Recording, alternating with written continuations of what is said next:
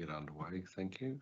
This is day 3 of the Stream 8 hearing. We're joined by Mr. Deans of the Tyers Stream Group.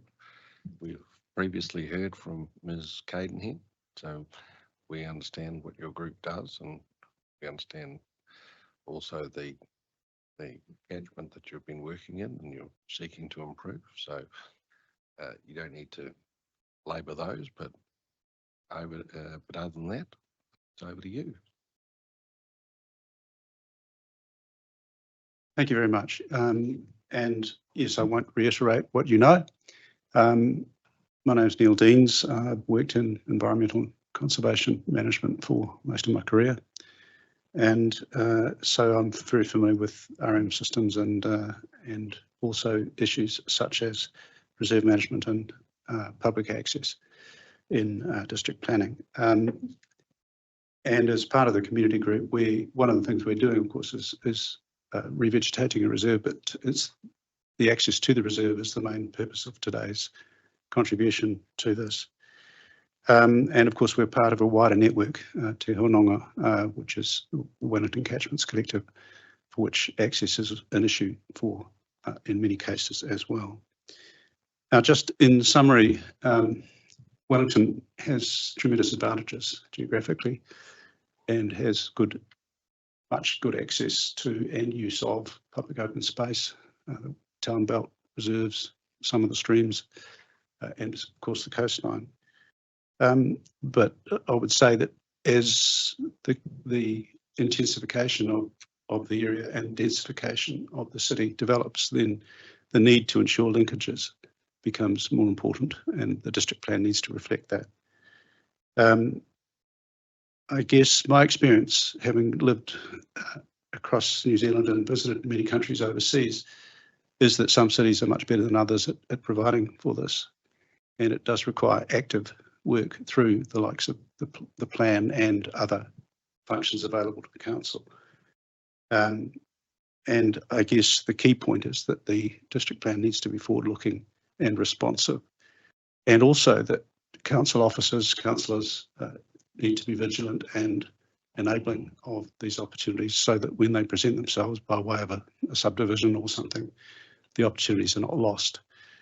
And I'm conscious that in Wellington there is a great mixture of some areas where those opportunities have been provided and enabled in the recent past, and some areas where it's very apparent to me that they have not been enabled, and therefore the opportunities may not be provided in future where they should. And our local reserve, Tyers Stream Reserve, is a good example of that. The council originally acquired it theoretically as a rubbish dump, as was the case for many reserves in central Wellington. In this case, it was inaccessible, and in fact, the reserve scenic values are quite high because it's very inaccessible. The irony, of course, is that it would be accessible had there been some access points provided to it that were practical. And I guess that therein lies the issue. But I don't want to be negative about this, because Wellington's done some great work with the community. Perhaps the best example being at Tiley Park. I'm not sure if you're familiar with Wellington, but recently there's been an access from Wainstown, because there was an access way available that could be linked up. And most of that work was done by community bodies rather than the council itself, although the council enabled that. So that's a good example. Another example is the bridle track, which I cycle on every day to get to work. The council, through its cycleways work, wanted to use Onslow Road, which is a very dangerous road to be cycling on. There just isn't space. But this bridle track actually has been enabled to be better for cyclists and pedestrians. It's that kind of looking ahead that is required to enable future changes, future technology to be enabled. And I think it's very important that the district plan not only has the policies to say, isn't this a good thing? Because we all know that that's an obligation on the council. It's under the Act to recognise and provide for public access. And my point is that this has to be practically delivered, and there have to be mechanisms to enable that. And it would be good to see that provisions such as reserves contributions, if that's what's required, or enabling esplanade provision, all of those things are suitably enabled so that they can be given effect. because if people want to live in a city, they also want to have access to these reserves, and they will be more important, not less so, in the future. So I guess in summary, the district plan needs to do this. Having looked at both what the plan says and the submissions from others, my view is that if I was to give it a report card, I would say could try harder. I'm not sure that there's enough there that would give me confidence. And a lot of this is not so much what the plan says, but how the council chooses to implement it and work with, for example, developers, and there will be a lot of them, to enable subdivision, and that's a good thing. I'm not knocking that. I'm saying in order to ensure that opportunities are not lost for the future, it's very important that provision is made. And I've seen a lot of subdivisions in the recent past where those provisions have not been adequately provided for. So I am concerned that this is an issue that we've kind of lost sight of. It's been part of our planning framework in New Zealand for many decades, and it is now fading. And some active councils are doing a good job, but it's rather than necessarily doing so. So I guess that's our plea. Please look at what is provided, make sure that it will deliver, and support that. And I'm happy to answer any questions. Thank you, Mr. Deans. My impression, like I had a few minutes to read your speaking notes beforehand. My impression is that what you're talking about is a combination of things that are both within the district plan and in the exercise of the council's broader discretions under other legislation and through, as you say, management of its reserves, development contributions and the like. Looking at the exact relief that your group sought, in relation to the natural character policy 1, the thing that I thought, like you've sought a change from provision that is effectively stopping adverse consequences,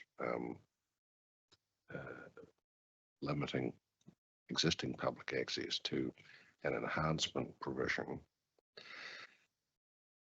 I understand the logic based on your discussion. The thing that occurred to me is that how do we craft that in a way that's proportionate? Like, this policy is about use and development in riparian margins, which could be a subdivision and intensification, as you say, or it could be just somebody sticking a pipe through the riparian margin. The riparian margin in question could already have great public access, like the trail along the Tiley Reserve that I've walked many times. It's fantastic. It doesn't seem to need any more enhancement, although the council did manage to block it off quite successfully for a considerable time while it fixed the Nio landslip. Just on that point, if I might, I mean, Tiley Park Group, and it's one of the Te Honanga Catchment Collective, have made very plain that their actions have been really to push the council into improving public access. In many cases, if you walk that reserve, you'll be aware that there are some clearly in the past subdivisions which have occurred right up to the stream, where access has been negotiated along the stream with the erection of a large fence and so on, and that's fine. I'm not having a go at the landowners who've got those rights. It's that it was clear that at some point in the past, we've had to try and work our way around a decision that didn't provide for esplanade provision in that case. So I think Tiley Park is a very good example of what can go wrong and what has to be done to remediate after the fact. So that in that sense, that's the reason for my could try harder comment, is that rather than enabling, it's reducing the effects of provision of public access on other parties. That's not what Section 6 of the Act refers to. It's recognising providing for public access, particularly to public resources. And that surely is, for example, the social contract entered into in subdivision adjacent to a water body, is that public access would ordinarily be provided, and this was good reason not to, rather than the other way around. I suppose what I was trying to get some feedback from you is that how do we get a provision that reacts to the circumstance? Because the exact relief you saw was a requirement that only allow use and development within riparian margins, which improves practical public access. I'm happy to accept that there is more to the management of riparian margins than provision of public access. So in that sense, that I take your point. And so one of the challenges for me in my career has been trying to enable appropriate utilisation of water bodies, including their riparian margins. And the challenges, for example, of flood management and public access and recreational use and protecting adjacent land and so on are challenges which councils deal with all over the country. But very often, provision of adequate space for that water body enables certain activities such as flood management and recreational use to be provided for. But if you're trying to enable private use of those areas, you often finish up creating future problems, because that's where the flood control becomes an issue, because you built, for example, too close to a water body. And that will be more of an issue in Wellington in future, not less, because if we're going to get desertification, we will get faster runoff and greater flood peak flows. So that's a very real issue. And that's what the district plan needs to reflect, that we need to make sure that we're not creating problems by densifying. I mean, a case in point I have to say is that there are many calls to daylight streams in central Wellington. Now, I know a bit about this. I wouldn't recommend that as a solution because it's incredibly expensive and won't necessarily derive a great deal of benefit. But I find it ironic that at the same time we're calling to daylight streams in central Wellington, streams are being piped at the moment in subdivisions occurring, new subdivisions in Wellington. Now, this is not good planning, I would suggest. We ought to be developing those areas in such a way as to not be requiring a future question as to doing that. And I suppose where I was going is, does there need to be a test, first of all, whether improvement is practicable, and secondly, whether it's beneficial? Well, that goes to my fundamental point, which is that one of the challenges in this is that very often the consideration of that is being made for a very specific purpose and a very specific application, but not with reference to the provision required more generally. And public access is something which isn't much use if it's available 90% of the time, but the last 10% isn't. But the last 10% may be made available through some future opportunity. And that was the point for my general observation, that there are mechanisms available that could be used, reach agreements and so on, if that's appropriate. And I'm not suggesting it's always appropriate. Councils have to prioritise. But my point is that the district plan provisions have to play their part. And without them, I mean, for example, my view is that a subdivision adjacent to a water body, or one that is adjacent to a public reserve, ought to be factoring in things like public access to those areas as a future benefit and amenity for not only the community at large, but also the subdivision itself. Okay, I'll ask my colleagues if they have any questions.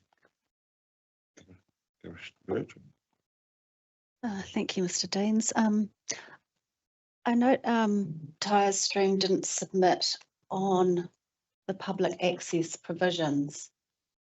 There are provisions in the plan about maintenance and enhancement of public access, Did you look at those policies? No, the short answer is we probably overlooked them as a small group with relatively limited time. So Yeah, no, that's okay. What I'm noticing that you've clearly centred on P1 for natural character, which is about use and development within those margins. But you know, equally there is a policy that is about maintaining and enhancing public access adjacent to the coast and water bodies. So I just sort of point your attention to that. And one of the first clause says ensuring that subdivision design and layout in and along the coastal and riparian margins allows for public access. So, and there's several other clauses to that, but I'm just saying, I just want you to probably provide a little bit of comfort that some of your concerns may be met through other policies. yeah, thank you. That's very helpful. In particular, public access. Yeah. Yeah, I mean, public access is the focus of this, and it's always a challenge to have time to understand how these are, which comes to my point, really. Yeah. These issues are complex and need to be integrated. It sounds from what you're saying that they can be.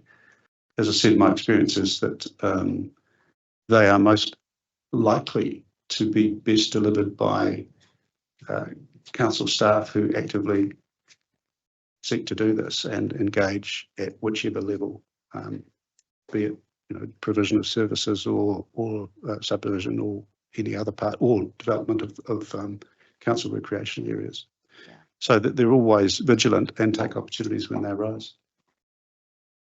Thank you. So I didn't really have a question in that. It was really just. Thank you. No, that's very helpful.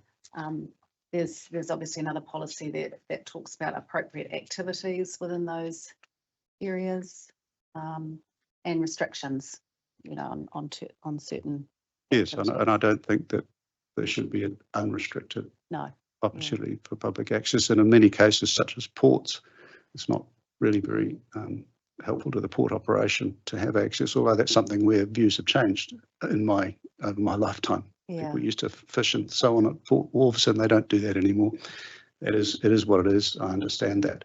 And in the general case, that's not such an issue. The challenge, I think, in Wellington is that many of our water bodies are very, very small. And there is that threshold test. At what point do you say, well, we don't really need to do this? I would have thought that's something that is worthy of analysis. You could actually determine where linkages could be created across the city and would be desirable to have, because there are lots of gullies and reserves and areas. And I think the council to some extent does that. I just want to make sure that that's not disabled from doing that. Thank you. Any questions? Yeah, just one. In an ideal world, everything works in place. What is going to be required to improve public access to the Tyers stream? Well, we have considering where it is. The one end is down Tyers Road, the other end is adjoined by subdivisions, which there's quite a separation in height in between the stream itself and where those residential properties are. Yes, our property is one that adjoins the stream, and we have been in communication with a number of our neighbours, and canvass the idea: would you be amenable to enabling better public access from an appropriate location? And there were mixed views on that from the perspective of the landowners whose property would be crossed.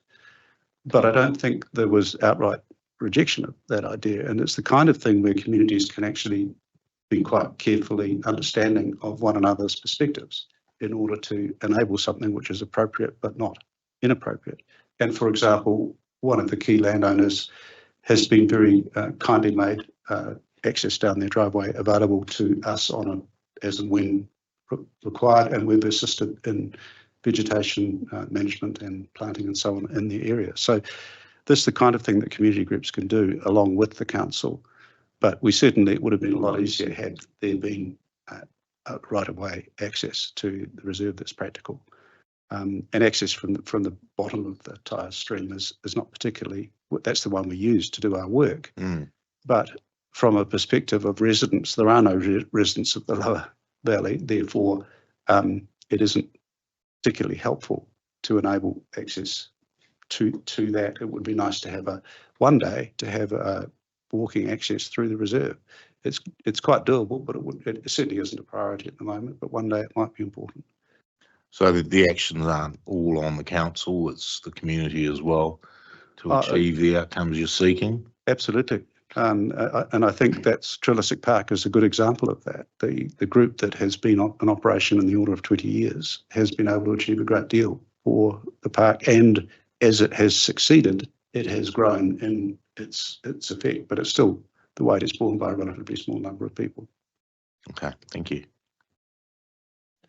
I think that's us. Thank you. Look, I appreciate the challenges that you have in your work. And I understand that this is not straightforward, but I'm comforted to hear that you're asking me the right questions to understand the role of the district plan and what we're seeking on behalf of our group. And I think this isn't something unique to Tyers Stream. The issue applies across all of the groups to a greater or lesser extent that we're involved with Te Hononga. So if you're able to facilitate or make sure that this will do the job, then thank you very much. Thank you. Thank you for your time.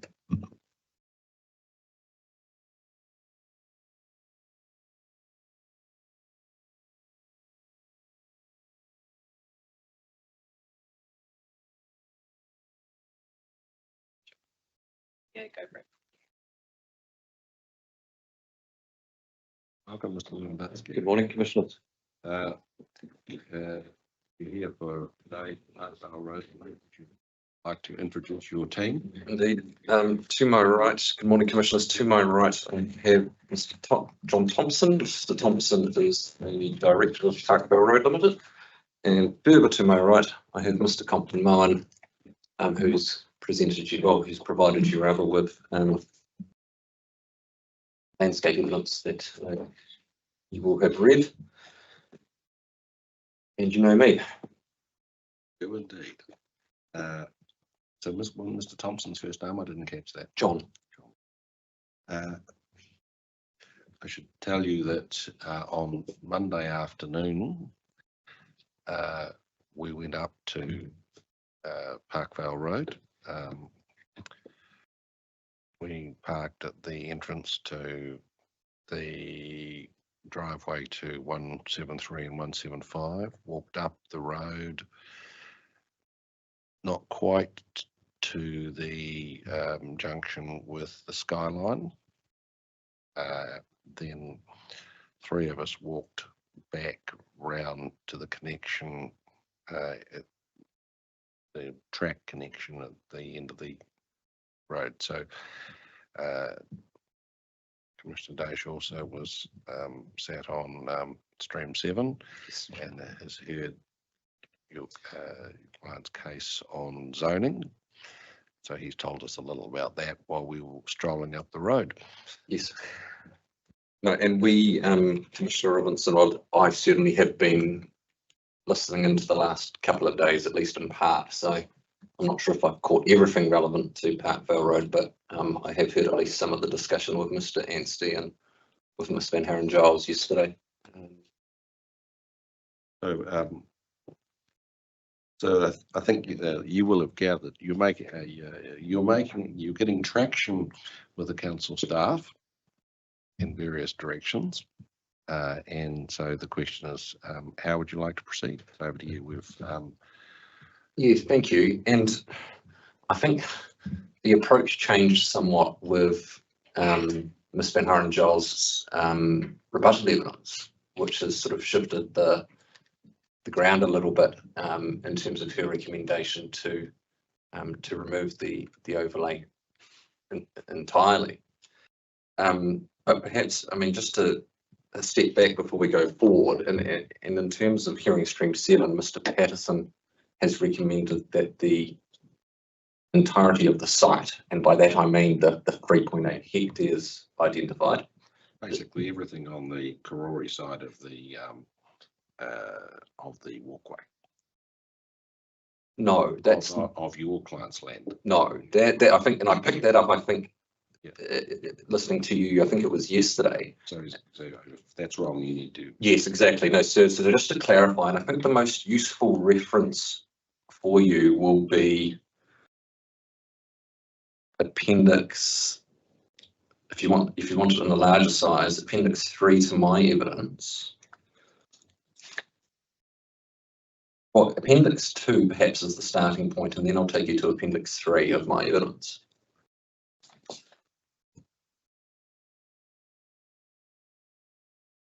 So appendix 2, if you've got it there, shows you in that black and white outline the legal boundaries of the entirety of the Parkvale site as it adjoins the Karori urban area.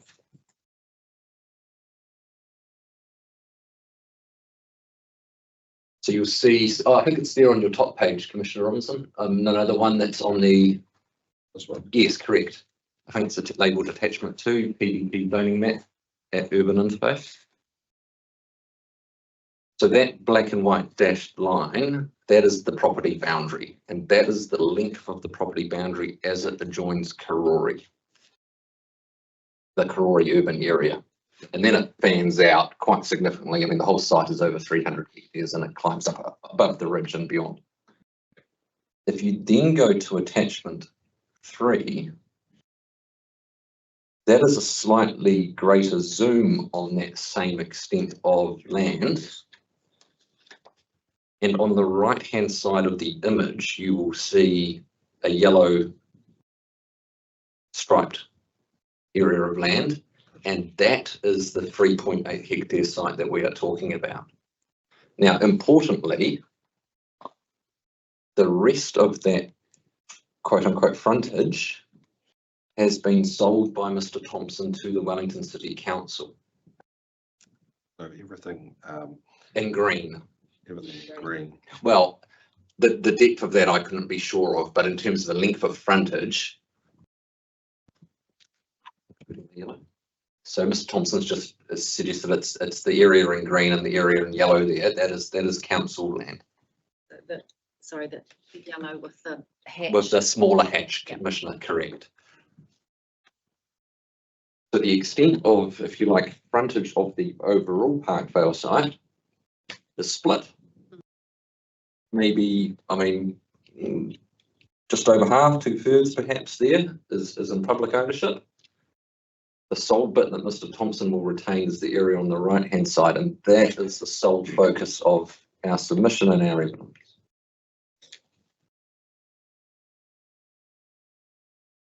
Well, we haven't heard from you about the desire to zone that land large lot residential. That was abandoned some time ago, so we have not pursued that at all. And Mr. Thompson's just said it's about 12.8 hectares of land that has been sold there. Look, thank you for that question, Commissioner, because that was certainly on my list to clarify that lot. The other things to note about hearing stream 7 is that there were 2 further submissions in support of Parkvale's position. A submission from Forest and Bird that was, I would classify as neutral. They were interested in the SNA, which is again not a topic that we are pursuing. We're comfortable with the SNA, putting aside broader questions around those. And of course, we provided evidence around the various benefits of rezoning, housing supply, etc. And we're not going to duplicate that here. Which brings us, I think, to this hearing. And Ms. Van Huren-Giles' position now aligns with the primary relief sought by Parkvale Road. So we are supportive of that position, given it marries squarely with what PRL sought in its submission. I think that obviously, I'm not going to speak for Commissioner Dace, who is on the Stream 7 panel and will play a role in the recommendation, but that so far as this hearing panel is concerned, you should proceed on the basis that rezoning is not a given I think that Ms. Van Haren-Giles' recommendation in relation to Ridgeline is premised on rezoning, because you say it would be inconsistent with a residential zone. So the hypothesis, I think you need to address it to us in this hearing, is at least the area, the subject of the overlay is not rezoned. The Stream 7 team will tell us whether that hypothesis is correct or not, at least in the view of the hearing panel. But I think that we should regard that as an open question. Yes. So And I'm certainly not banking the conclusion, Commissioner. not counting too many chickens. No, that's exactly right. But I am approaching it in the context of a Section 42A recommendation, and the two submissions in support, and the sole submitter who was opposed, changing his position to a supportive position at the hearing, and also an absence of evidence to the contrary. So that if you like is my starting point, but I very much take your point as well.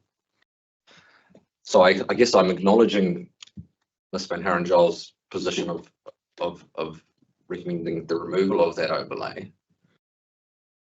But I think, sir, there are various permutations here as well of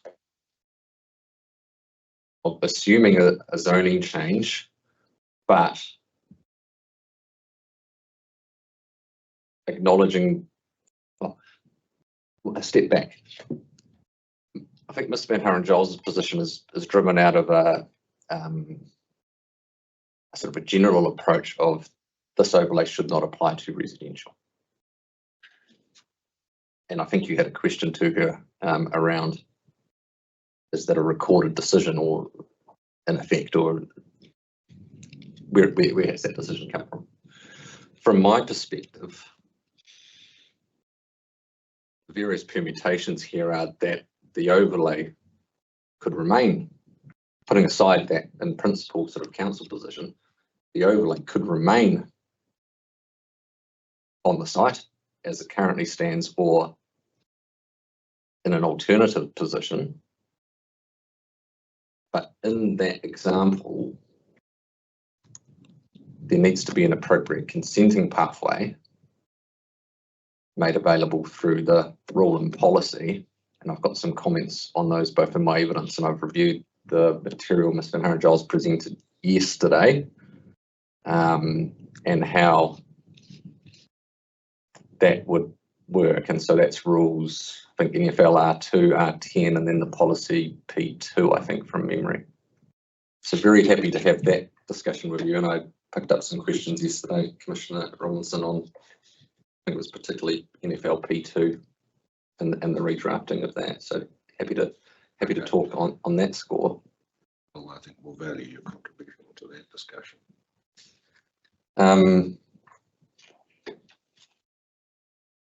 Yeah, and I think that those permutations potentially create some different outcomes. For instance, if you were to adopt rule R10, I think,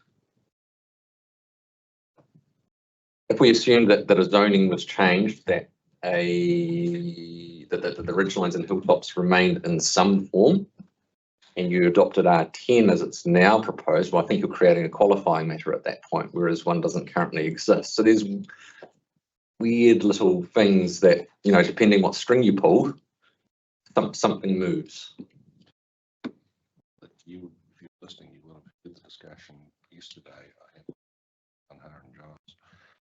That's, I think that at least as regards ridgelines overlay, because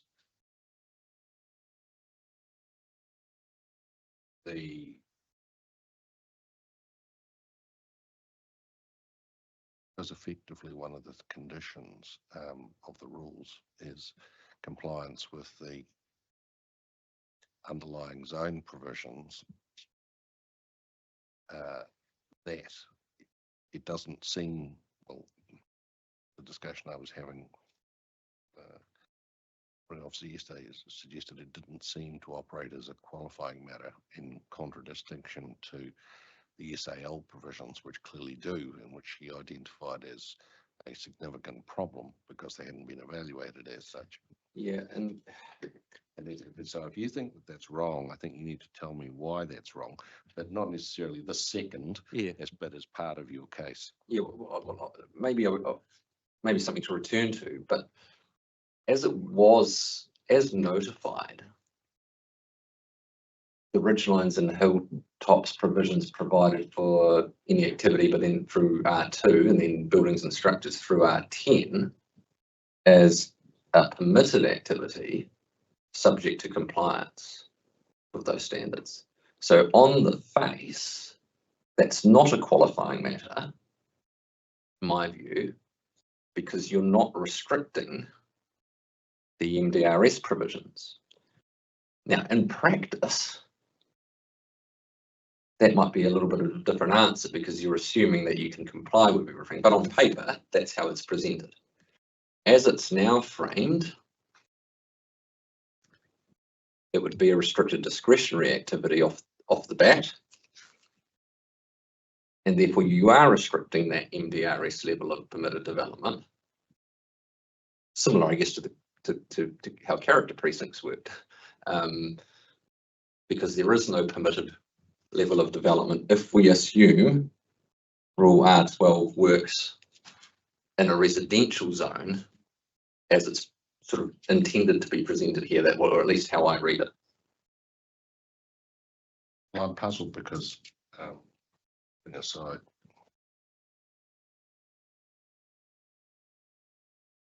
R12's outstanding natural features and landscapes.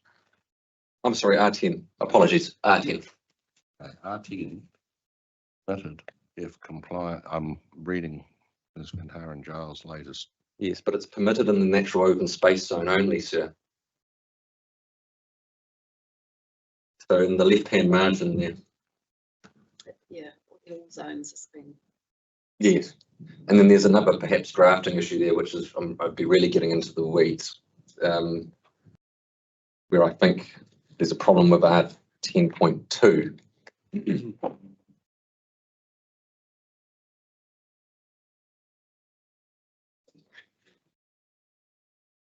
That's the That's the latest. the updated version. I was reading the rebuttal version.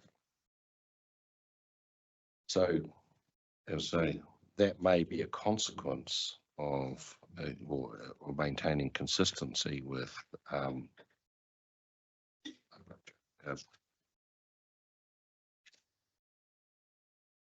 the reason is because PA only applies in the natural open space zone.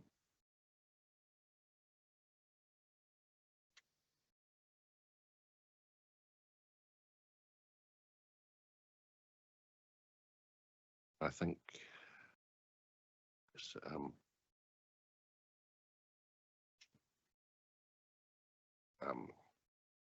yes, I understand the argument now. Thank you. Yes. And so I'm happy to come back to R10 because again, it's one of these, depending on which path might get followed. There's other comments about this rule. I think there's a drafting matter there where I think either R10.2 needs tweaking to insert reference to, well, at the moment, R10.1 only applies to natural open space zones, and then the basis for R10.2 is where compliance with R10.1 cannot be achieved. So there's either a need for a new restricted discretionary rule there for all other zones, and that one becomes just a natural open space, or there's another matter under where that says something along the lines of the proposal was located in any other zone than the natural open space zone, I think. And I can't remember the council's conventions in terms of its drafting of style guide, and I haven't in the time that I've had this had time to go and look to try and find a different example, but I think there's an issue there potentially. And then I've got some comments on the new matters of discretion, particularly the new matter 2. Can you just hold on a bit of right? But we can leave that perhaps, but because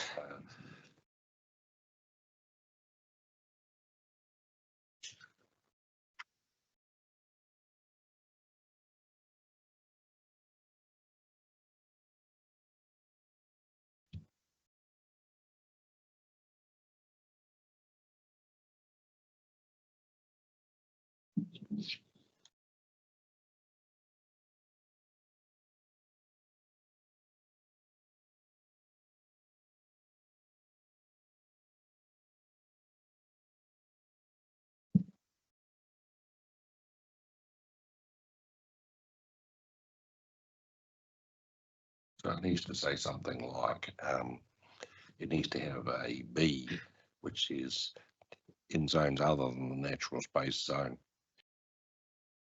I think so, Commissioner. I'd be guided by the council here.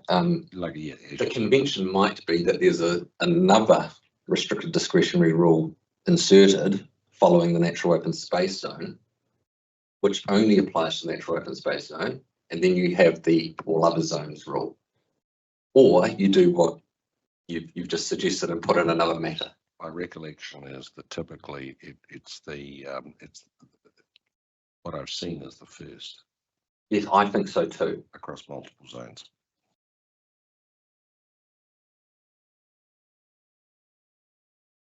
And the logic of restricting the permitted activity rule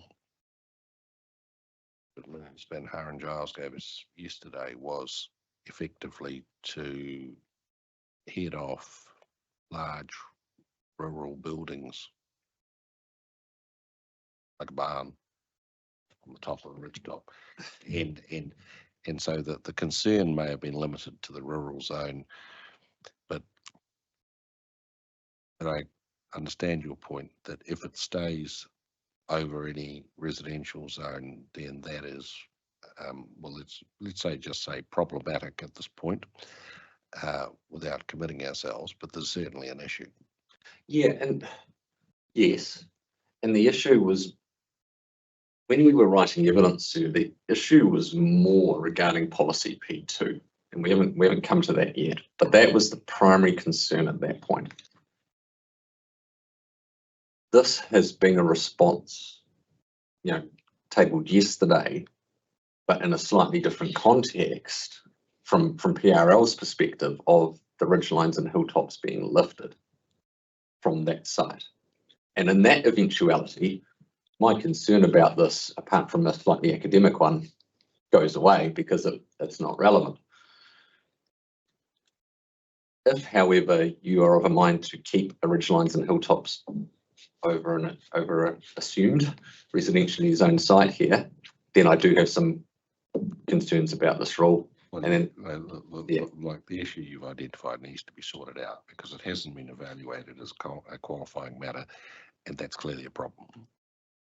yes, and it's a problem that's sort of been created by virtue of some of the subsequent steps. Yes. Yeah. I understand. Yeah.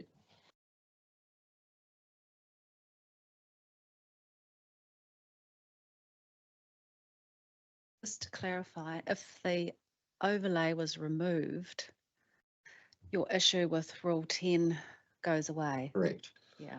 You're just drawing a terror. But it remains an academic issue. Yeah, from my point of view. you're drawing attention to our attention to a problem that doesn't affect your client, but that we should be aware of, and we should invite Ms. Van Giles to think about. Correct. No doubt she's already thinking about it. Acknowledging I may be incorrect, but I think from my recollection of other instances, there does appear to be a problem. Okay, we've got that. Thank you. We'll take that as a given and under advisement, and invite you to carry on. Well, I'm slightly in your hands, sir. I'm tempted to open up for questions, or alternatively, I could just finish off on Rule R10 and the sort of matter of discretion there. And I could jump to P2 as well. Well, while we're on P10, you may as well tell us anything you want to tell us about that. So R10, and again on the assumption that firstly that the site is rezoned and that you keep ridgelines and hilltops of some description on there, I would be tempted, and I've only done this on the fly, Commissioner Robinson, so it's perhaps not fully thought through, but the new matter I understand the basis for it. I'd be tempted to redraft it from about halfway. And my sort of concern starts with in ways that avoid being visually obtrusive and then including by. I'm a little concerned with the use of avoid. Well, I'm careful in the use of avoid more generally. And then I looked back at policy P2, which in terms of the element of P2 that talks about the visual amenity and landscape values, that is framed in the mitigation sense. I would therefore be tempted to redraft R10 along the lines of buildings and structures, including access, are sited and designed in ways that, this is where it gets a little bit clumsy, adverse effects on the visual amenity and landscape values of the overlay are minimised. So I'm pulling through more that The word ensure that adverse effects are minimised. Because you're missing it. quite, yes, there you go. On the fly, sir, as I said, so apologies, but you're quite right. And so that's pulling in the more, the mitigation, minimisation element of policy P2 into this rule, that matter of discretion, rather than introducing a slightly new concept of avoidance, which I don't see in the objective and policy sitting above it. And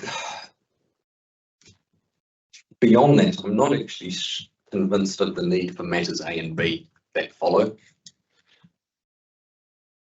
I'm troubled in terms of matter A by upper slopes. I mean, apex is clear, but there's a real subjectivity to me about upper slopes.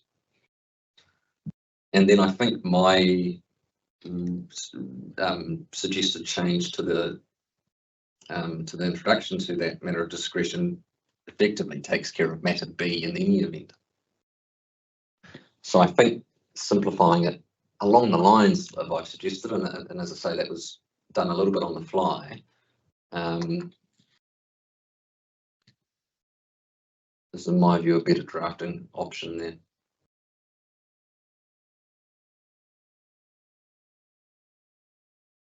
Another way to do it, given that this is a matter of discretion, would be to turn around completely and just say in ways that appropriately address issues of visual obtrusiveness, adverse effects on visual continuity, and that do it that way, because it is a matter of discretion. It's not a policy. Well, that's an interesting point, sir, and that raises the question of, is that matter required at all?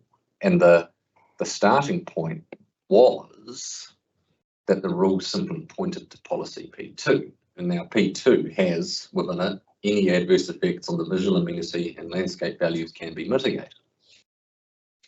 So I think your question, if I understood it right, is, well, the way I took the question is the matter of discretion required at all, or does the policy do the job? And I think that the motivation for the suggested amendments is a concern that the policy doesn't do the job. Yes. And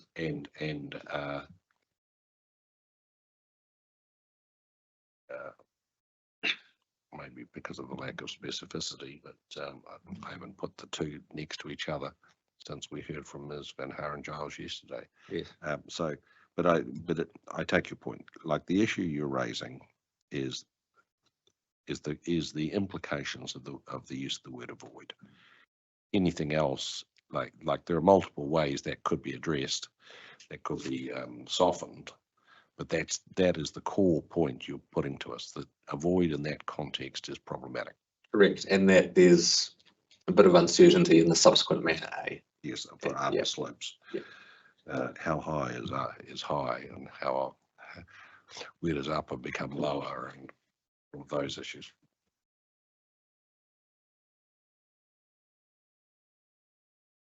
So do you want to talk to us about P2? Sure, and I can, yes, thank you, sir. And just bring it to the version as notified, because that is, if you like, well, you have that in my evidence at 7.1.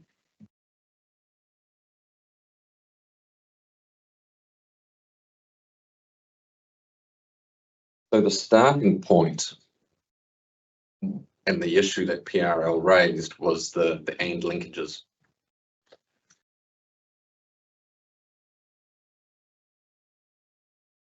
So you needed to be compliant with the zone standards. You needed to have a functional and operational need to locate there, and then the adverse effects test.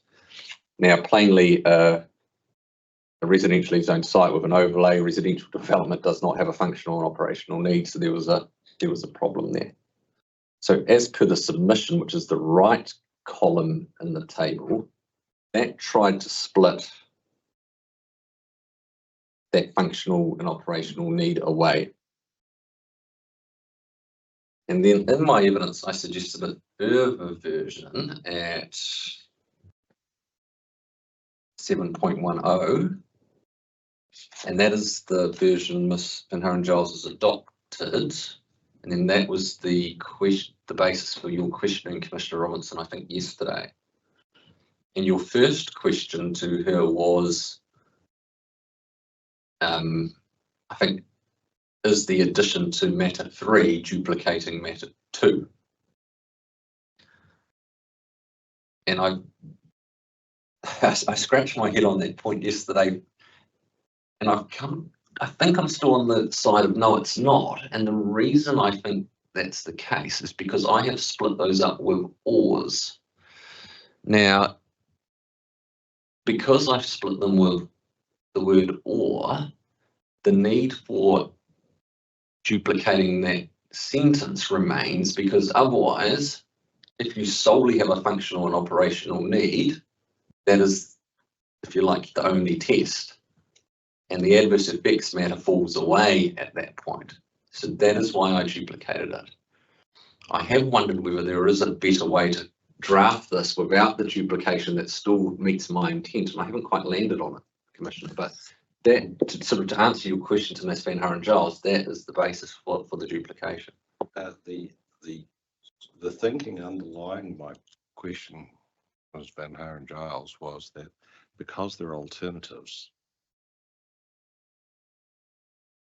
the end result of this is that the question of functional operational need becomes OTOs. Because of the duplication, you would never, it would never be relevant or required to show functional or operational need because they're alternatives.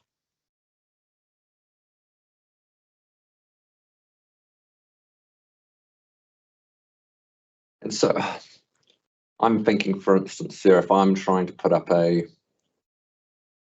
cell phone tower, for instance, and I run that policy,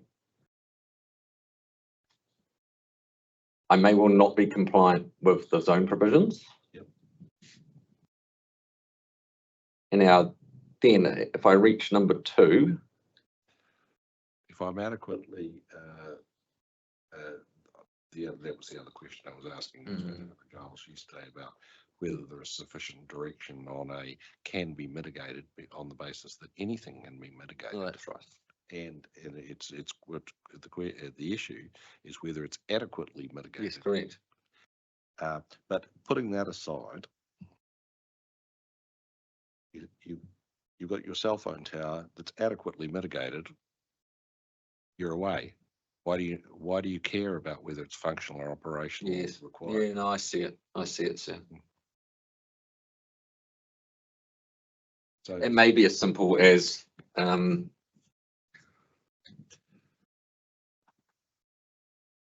yeah, I think it probably, well, it's as simple as perhaps removing the duplication. or alternatively starting with, Or, yeah. and then this is, I think this is what was submission. It's starting with adequate mitigation and either adequate. Yeah. Either compliant with underlying zone provision or a functional need. Yes, I think that might be the answer, sir. And I think from PRL's perspective, it was trying to divorce the operational and functional need. And then I think what I was trying to do was trying to maintain the existing drafting of the policy around that. And yes, I acknowledge your point.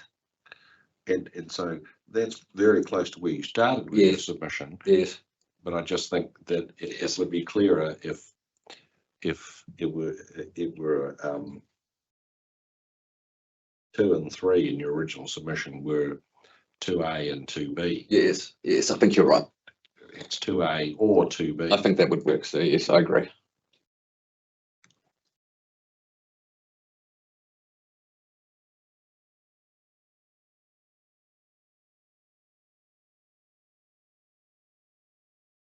Okay, well, so we've sorted that out. Yes, thank you. I think that is it from us by way of opening comments and detailed comments on what's happened so far. We're very happy for your questions, and Mr. Compton Mullen is obviously very happy for your questions as well. I think that we'll deal with unusually.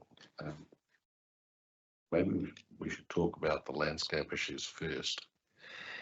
And deal with Compton Mullen's orders. And I think the first I have a request I have is Compton Mullen looking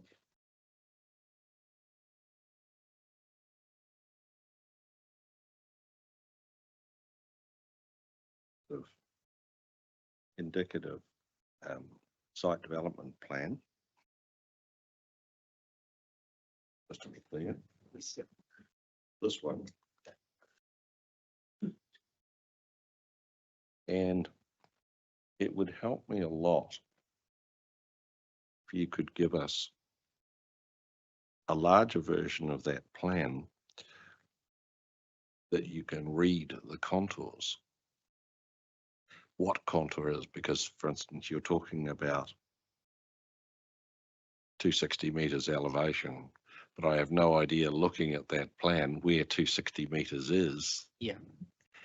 And we were standing up on the track trying to reference, trying to figure out where the edge of the site for 173 and 175 was, and then look visually across and say, where would that actually be on the landscape?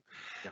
So can I ask you, provide us with a larger version of that with the readable contours on it? Yeah, that's interesting. So now, just as I've been listening, I've just been drawing those on so that you can see them more clearly. Yes. I think they are really important actually to get a feel for where that 260 all the lines actually lie. And because that was the thing that emerged from our site visit, that we could see in conceptual terms what you're talking about, but we found it difficult to line it up exact on the landscape about. So if I could ask that, and the other question is, well, because of the layout, because there is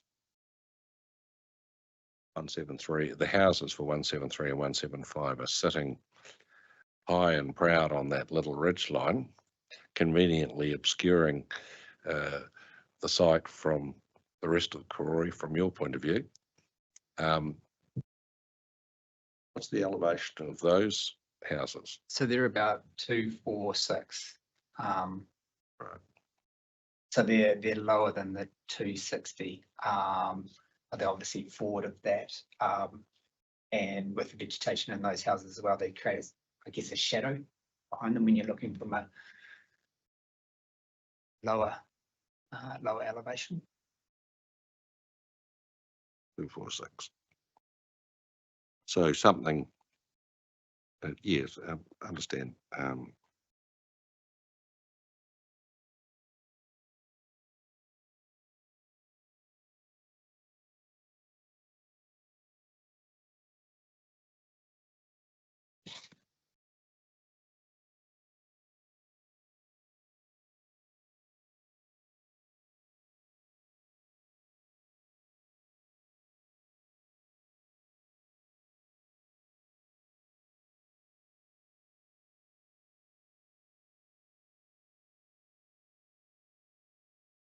The other thing, question of orientation I had is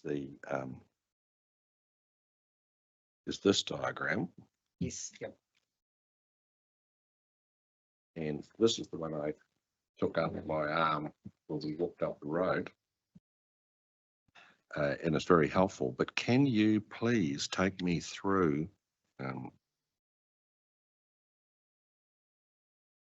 these boundaries? Like, I think I understand what all of the lines are, but there's no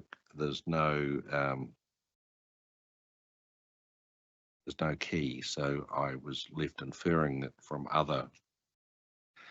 So was start with the red dotted line. Yeah, so the red dotted line was, again, we were trying to mirror or map this on a 3D image, so it was it was indicative only.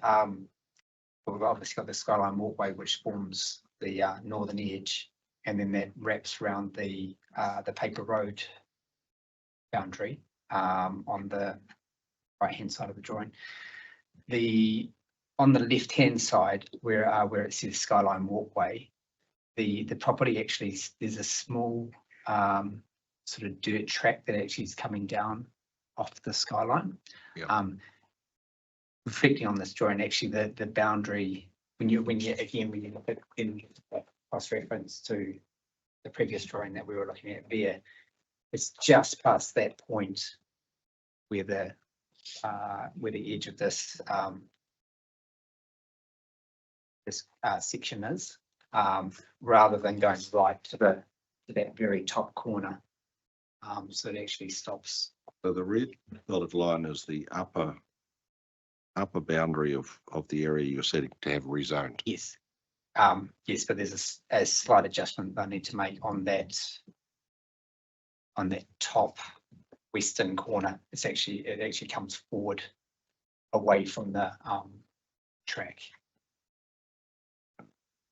So the red dotted line, Can't turn my screen around, but on the development map, it doesn't correspond exactly with the first map that Commissioner Robertson handed. No, there's an error there. Yeah, That's something I okay. need to adjust. It doesn't change my thinking. I think it's helpful in that everything is actually coming back away from the ridge line behind. How far?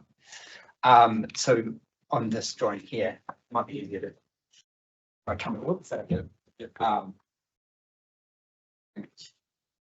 This is actually a fairer representation of where it comes down. So on that line there is that trail which you can see Yes, that makes quite a difference. just there.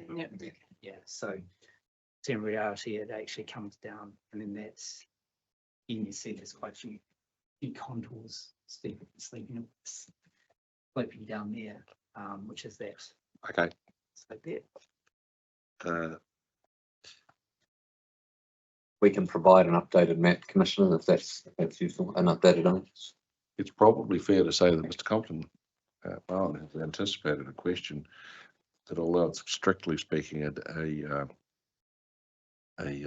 zoning question, we were standing on the track wondering how on earth you would put building platforms in that corner.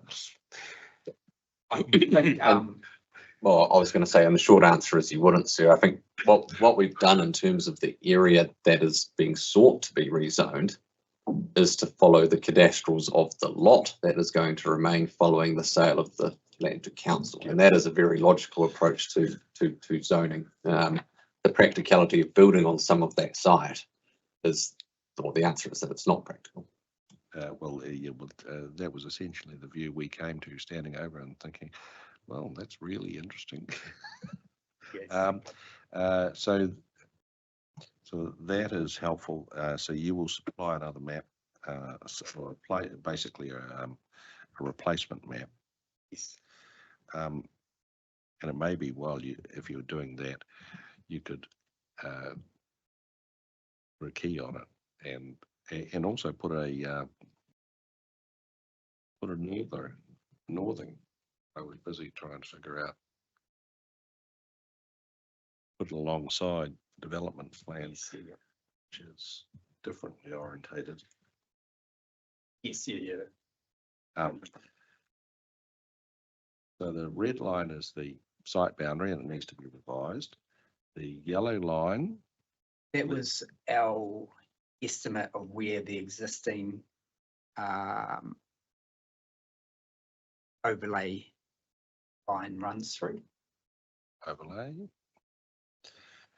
And so then the white line above that was, if we took the 260 contour line, that was our estimate. And then once we sort of get towards that gully, then we run it back onto the existing overlay line. So it's the 260 contour, then connecting to the existing. Yes.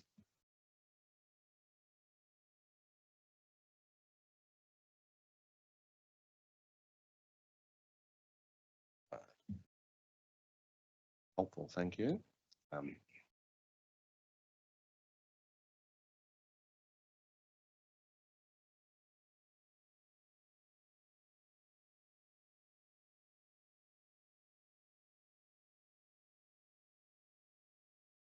Another question, Mr. Compton.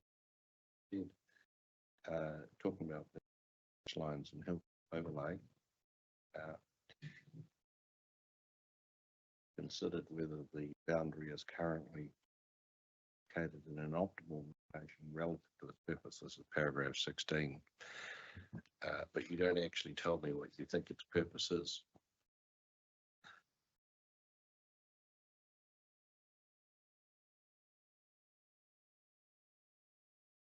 So the purpose of the overlay is to provide a continuum of relatively undeveloped elevated landforms across the district. So on a broader sense, really just trying to ensure that buildings aren't sitting up on the ridge line, that they're sitting down below that, and then you have a natural topography that forms the skyline. That's continuous.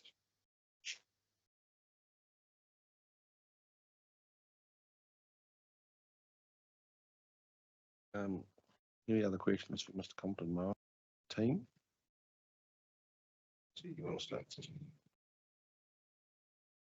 As you know, I did have the benefit of hearing you in hearing stream 7, and I see you've also now produced a concept plan as well, which was missing at the last hearing. It was somewhat difficult to envisage what sort of layout that you would actually need. Now, in terms of the ridgelines and hilltops as well, and the concept plan which is being developed, and having had the benefit of going up there twice now, the upper reaches are pretty steep. And to do that, you're going to need some big earthworks. Those big earthworks presumably will have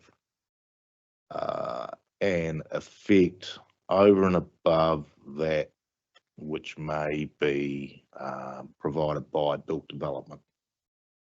Okay, so in terms of your setting of the 260, you've considered not only the buildings but also an indicative profile for earthworking the site as well to be able to achieve what you wish to achieve.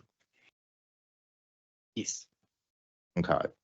And you're of the view at 260, the earthworks and the buildings which will be provided after earthworks is acceptable from a visual perspective, particularly because we did go and have a look on the other side as well, from the Wrights Hill side as well, and across there. And obviously, the further you get away from the site, the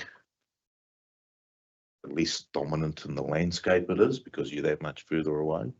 Definitely. And so in terms of that concept plan and the yellow buildings and so forth, to actually get to them, you're going to have to do some pretty major earthworks to get in there. Yes. And so even with those earthworks and the buildings at 260, the visual effects in your view are acceptable. Yes. And if there wasn't a change at 260 and you would be going with the existing line that there is in terms of the ridge lines and hilltops overlay, you'd be of the view that the existing line's in the wrong place Yeah. to preserve what the ridge lines and hilltops Yes. Yes, I do. I overlays think it's designed to do. below 260. It's not providing any benefit. It's very visually contained in that location, the lower slopes. Okay. All right. Thank you. Can I add to that question around the concept plans, Commissioner Dash? Yeah. And if you, I think it's appendix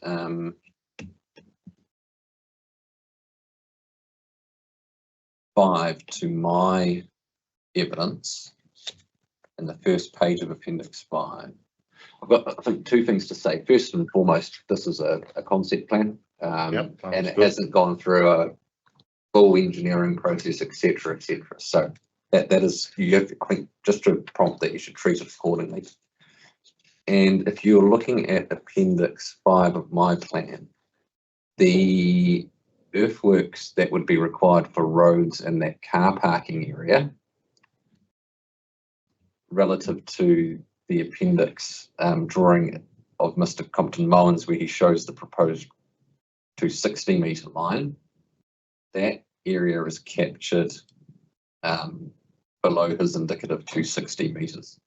So any earthworks above that, based on this concept plan, would be for house sites and what's shown as a sort of pedestrian walkway on that plan. Yeah. And that appendix in of 5 of mine is a more detailed plan that Mr. Compton Mowens replicated. And I appreciate the difference between a concept plan and what might be developed on the ground, but it does give an indication of what you wish to do. And that was our purpose in And- noting your comments at the last. And I would observe on your concept plan that you've got all the parking for those higher level ones, some considerable distance and downhill from where the houses are going to be located. So I'm not a development economist, but that would be my observation, is it's the relationship to a very large car parking area and the houses it's designed to service is quite remote. We're not looking at the concept plan, it's just an indication of the way in which you might be developed, but Yes. there could be other ways of being able to get the yield which you're wanting to achieve, but changing the earthworks profile, changing the location and to have more proximate parking areas to the houses that they are designed to serve it. So there could be other ways of doing that. I guess the general point for me is whether the line's in the right place. If it was to be rezoned, whether the line's in the right place and how visible it is going to be from considering both earthworks and buildings from other parts of Karori. Yes, and relatively the duration of that visibility, how that can be mitigated, et cetera, et cetera. I mean, certainly the impact of something like that, to the extent it is visible, would diminish over time as well. Yeah. But I did look at that concept plan, and my initial observation was that it was unusual. in terms of the way you're looking to set up the site, but it's unusual because you've got such a big variation in elevation in between different parts of the site that you need to accommodate. Anything to add on that point?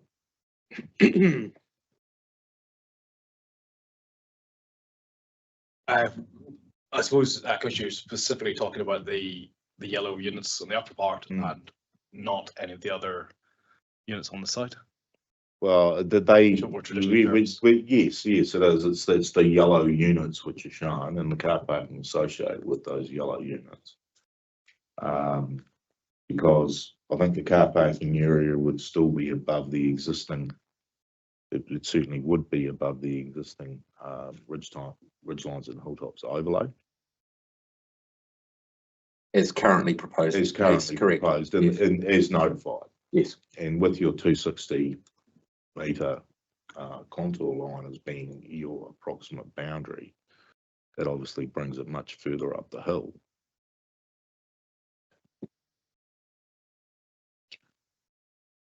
I was just going to add actually that the 260 line and then above for the rest of the site really is relating to what's visible. In my opinion, that from the views from Wrights Hill and further distances, you will be able to see the buildings and earthworks, but with that distance, the effects would potentially be minor at most, just given the distance. But I think it's in that zone that you do want to think about the design of the buildings and the earthworks. Below that, none of the site is visible. It's all predominantly screened, and so that's why the 260 line was looked at that line. But I am confident that you could design above that line in a way that works with the landscape. That's going to minimise adverse effects as well. That makes sense. Can I pick up on that? Mr. Data's question, well, is the line in the right place? Currently, it seemed to me that the notified line was designed to pull in that initial ridge line that 173 and 175 are sitting on, which has the collateral effect that it pulls in also the basin that's behind that initial dip, and that's your fundamental point, that no one can see what's in that basin. In terms of whether the line's in the right place, one view would be, well, the houses for 173 and 175 are sitting there, but that doesn't mean there's no scope for further development. Those houses could be knocked over and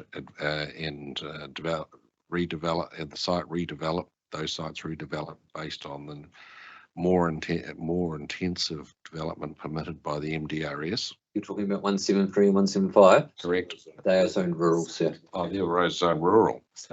Good point. Yes, well, that's something for the Stream 7. So the premise is wrong, that they couldn't be developed further on a residential basis, and that would tend to support your conclusion. If they can't be redeveloped, they're sitting there. So it's sort of the horse is bolted. If that's a problem, it is what it is. Just to nuance the answer, they could, I've not looked at the rural zone standards, they could be redeveloped. A new house could be built, the house could ostensibly be taller, but they couldn't be redeveloped to an MDRS level. Yeah. Okay, understand. And That was pretty much it. That was pretty much it. Commissioner Burge, any questions for Mr. I don't have any further questions. Thank you. I understand. Yep, just one. So if I understand you right, the 260 meter line is just a line that you have actually used to explain that below you can't see it, above you can. Yes. Where would be the line then in terms of height, where the development would stop.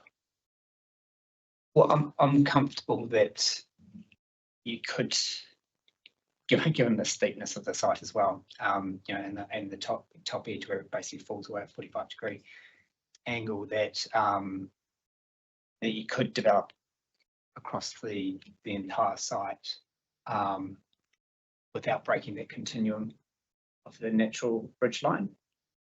And it's really just between that 260 and the upper boundary that, whether, you know, from a design point of view, that you'd want to have consideration in terms of, because it will be visible, you'd have that as something you'd look at. But buildings being in that location, I think would be acceptable from a landscape and visual amenity point of view, because they're always going to be viewed against the backdrop of the hill. They're not going to pierce the skyline. They don't pierce the skyline because the boundary to that lot that you are developing is low enough to not stick out the top. Exactly. Is that how it works? There's no buildings that aren't going to be developed immediately adjacent to the skyline walkway, just because the land falls away so steeply from there. So there's no way that you could do that. So buildings naturally are going to be set Further down the down. slope. Okay, great. Thanks very much for that. I think that's us for Mr. Complimon. I think we'll just check my notes, Mr. Lewandowski, as to whether we've covered all the questions I have for you and then my colleagues.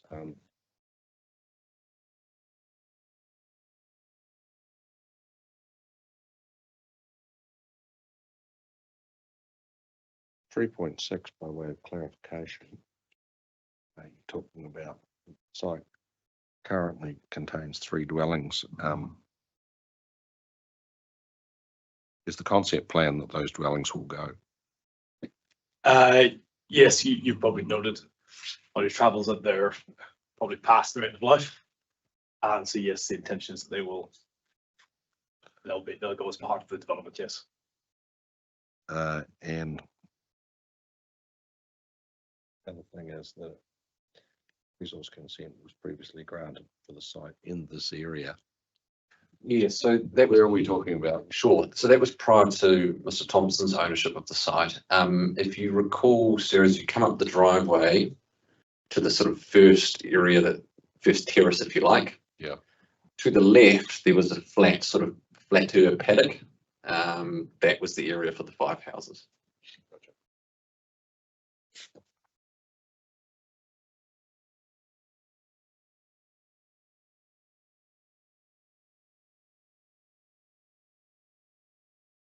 This one. Yes, spot on.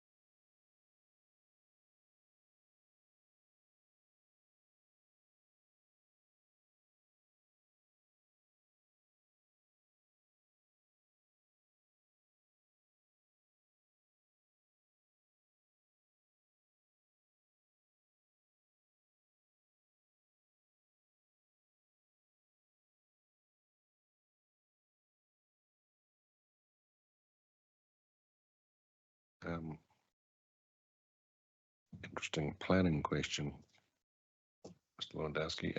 Looking at P2 again. P2. So does the version matter? I don't think so. Okay. I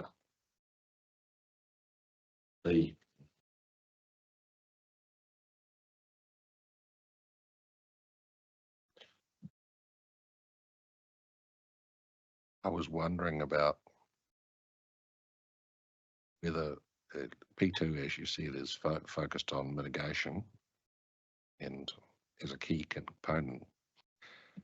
And I compare objective 3, which is about maintaining a backdrop. Is there a disconnect? Is mitigation enough? Is that the most efficient and effective way to achieve that objective?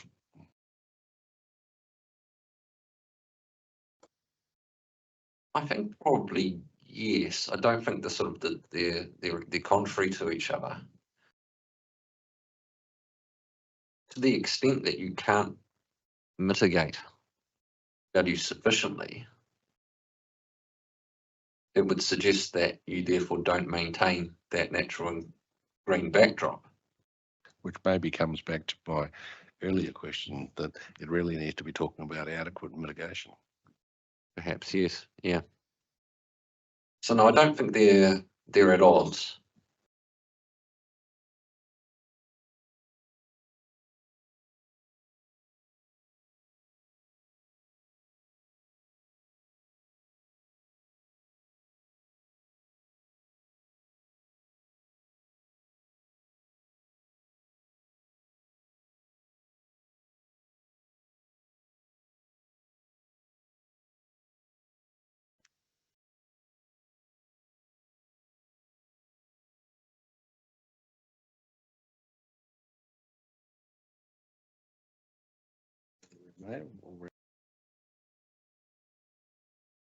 Solve this issue by a different route in relation to your paragraph 7.10.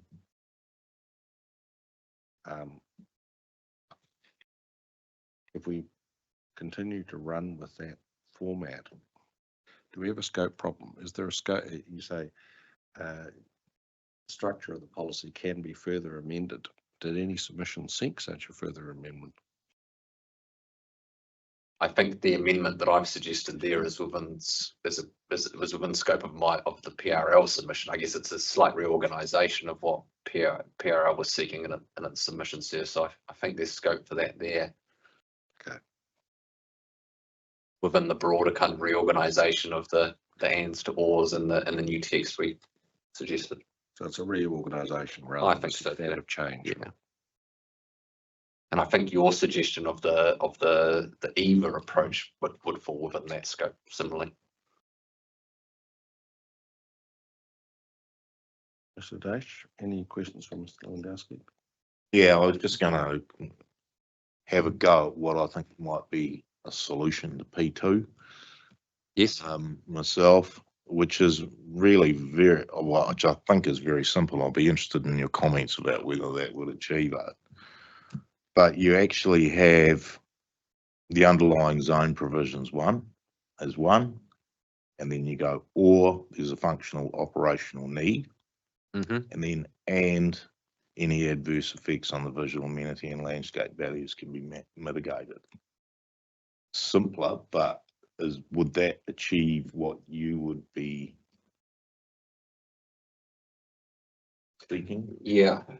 So just again, in there? the activity is compliant with the zone provisions. Yeah, so you leave one as it is. Yes. And you put an or in there. Yes. And you have the first bit of 3, which is there as a functional and operational lead to locate in the ridgeline and hilltops area. And then you put an and.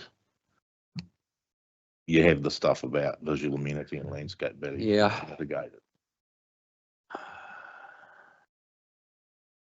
I'd put the nuance, put after the end and say, and in either case.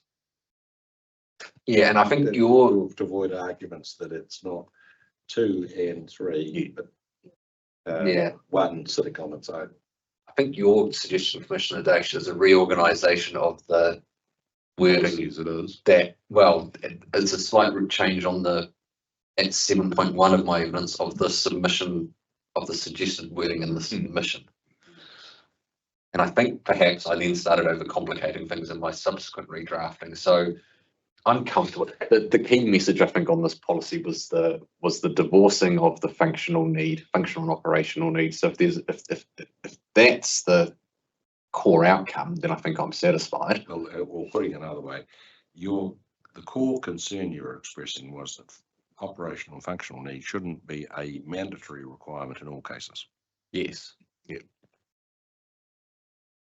There are other situations or other tests that would produce a satisfactory outcome. Yes. Gotcha.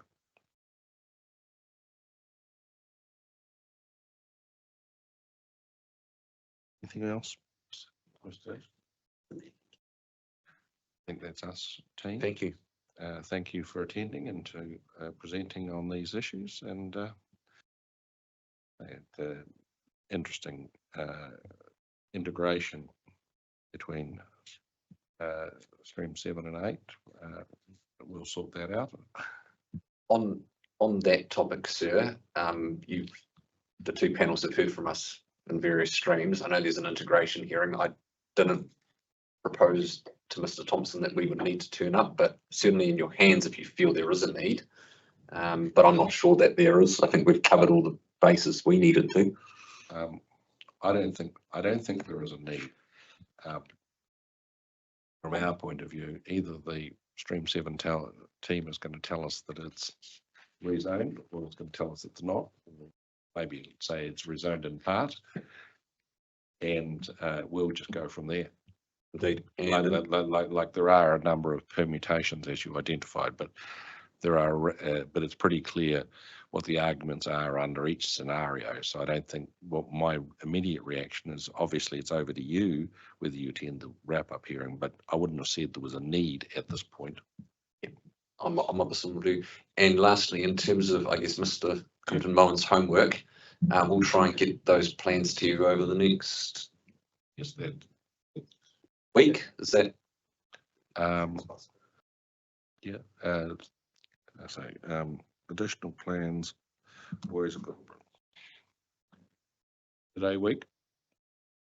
Close of business next Wednesday to the hearing administrator. Sold. Yep, I can provide that to Jazz. It's no problem.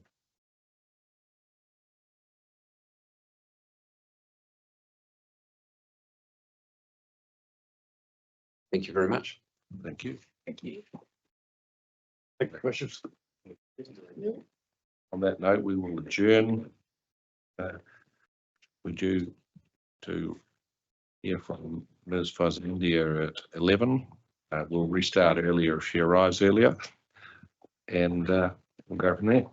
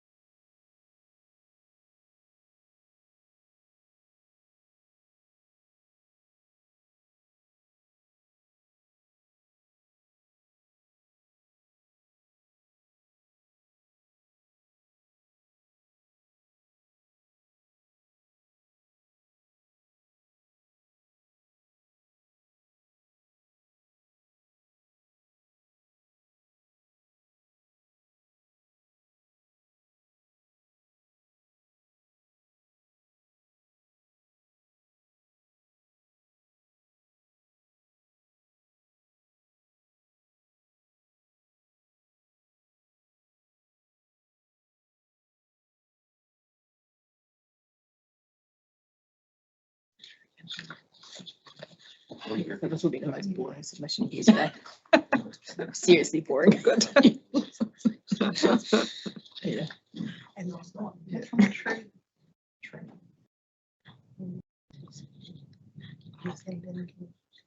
Are you from an interest group or environmental reference group? Oh, okay.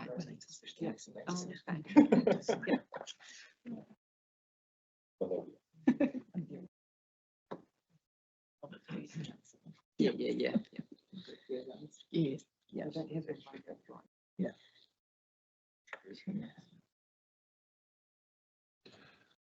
We'll restart the hearing. I'm going to hear from Ms. Rush, I presume.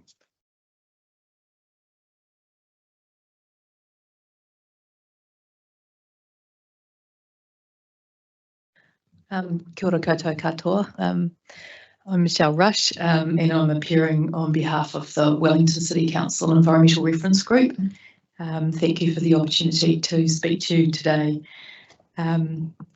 So just for those of you who haven't heard from our group before, I'm the co-chair of the Environmental Reference Group, and we are a group of environmental professionals representing a wide range of ages and skills and backgrounds on environmental matters, and we provide an independent advisory role to councillors and council staff on environmental matters. My own background is in natural resource management, and a couple of decades ago I was involved in statutory resource management. However, that's so far in the distance now. I consider myself a lay person when it comes to the current day machinations of the RMA and its different conventions. So coming back to Stream 8, there were 4 areas that we submitted on in relation to Stream 8, the natural character, natural features and landscapes, public access and coastal environment chapters. We've had a close look at the officer's recommendations in the Section 42A report in light of our original submission. We also looked at some of the other submissions and we've reflected on the rationale given for the changes. And we also took the opportunity to look at the strategic directions that are now operative in the district plan, and in particular the district-wide matters and the natural environment chapter objectives, NE 01 to 06, and also the objectives in the sustainability, resilience and climate change strategic directions, SRCC 01 to 04. And on that basis, we are simply tabling our support for the following provisions because we believe that these give effect as relevant to those strategic objectives in both of those parts of the district plan. And also we felt that the officer's report identified some sensible common sense matters that we could see the rationale for, so we agreed with their changes for that reason. So for both those major reasons, I just want to table our support for the following provisions. And in the table, just to let you know, where there's been an amendment, we've identified our support for the amendment as per the Section 42A report. And where there was no amendment, but as is, we've just put retain as is, so that you're clear what we are supporting here. So firstly, for natural character, it's objectives 1 and 3 and policies 1 to 3. For the natural character chapter, it's rules 1, 2, 3, 4 and 5. And for the natural features and landscape, objectives 1 and 2.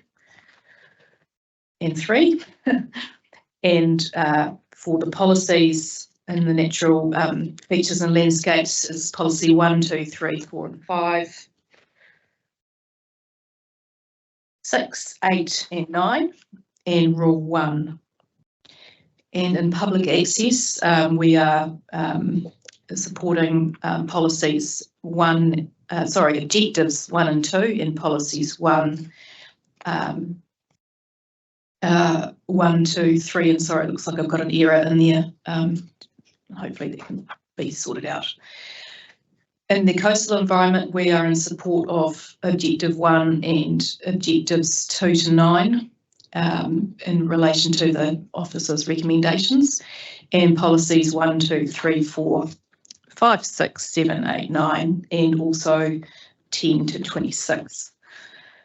In terms of the rules, with the coastal environment, again, we've got support from Rule 1 right through to Rule 15. So that is the sum total of my submission, but did want specifically to record our support for those provisions to help you with your deliberations. Thank you very much for the opportunity to make the submission to you. Thank you.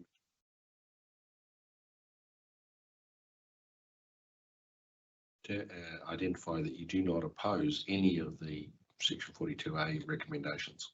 No, not for the things that I've mentioned in here, which were the things that we submitted upon. Yeah, yeah.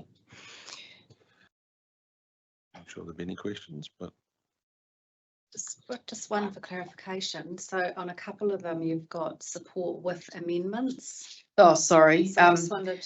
Okay, sorry, that's probably my editing. The right-hand column is is the one to go on. Okay. So, yeah, sorry, that was me cutting and pasting from our original submission. So go on the right-hand column where in doubt is the safe way to read this. Okay, Yeah. thank you. That's clear. thank you very much for your time. Okay, thanks very much.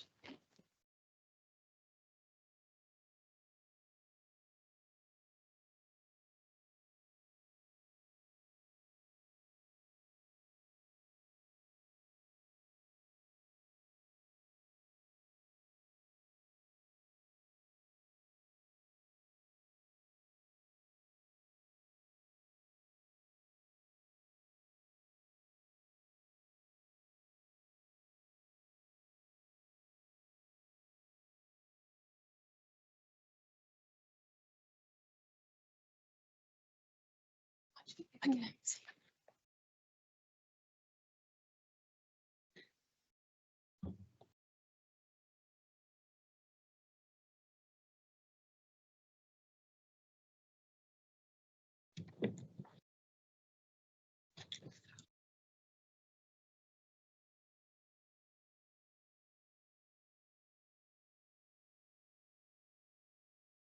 Like it. We're ready to hear from you. Are you ready for me now? I am indeed. Oh, okay. Our last submitted didn't take very long. So we're ready for you. We've had your supporting notes and your presentation, which we've read, but are you care to take us through them? Well, it's over to you. How would you like to proceed? Yeah.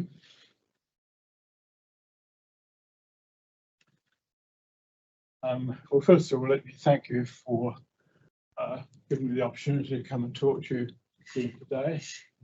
As last time, back in February for hearing stream 6, I represent the Glenside Progressive Association, and this time, instead of future urban zones, I'm going to focus on natural features and landscapes, but they have the common feature that the ridgelines and hilltops overlay will be an important part of both presentations. Some of the material I'll present today is similar to what I presented back in February, so I apologise for that, but I have tried to introduce some new elements as well. I don't think you should apologise, Mr. Blackett, because as you will have noticed, only 2 of the panel here today were present in stream 6. So for the other 2, this is new material, Okay. and so you should go for it. Yes, okay, thank you. Just have to find out which keys to press. Yes. So today I want to cover the following topics. Just a brief outline of the evolution of the overlays in District Plan Change 33, our panel's findings 2005, the SMS review 2020, and then to look in more depth at some other issues. The West Glenside is different from the others, and to talk about earthworks and stormwater runoff, which I did talk about a bit last time as well. This is a picture of the overlay, 18 ridge lines. According to my calculations, about 50 square kilometres, so it's very extensive. a couple more points. It almost completely surrounds the Wellington city area, or at least 2/3 or so of the ridgelines do, and they offer a continuum. There's very few gaps between them, so it offers a visual continuum right round the city. History of the overlay. Visual protection of the ridgelines was first promoted in the district scheme in 1985. Prior to that, there wasn't a lot of pressure to develop high up on the ridgelines. It was expensive and there was a lack of infrastructure, but there was more interest from that time on, and council officers wanted some guidance as to what they should allow and what they shouldn't. So it was agreed that the land should be visually protected, and that included all land at the top of a ridge or a hill measured 50 metres vertically from the apex. But it was soon realised that that was quite a rough measure and didn't actually work very well in some circumstances.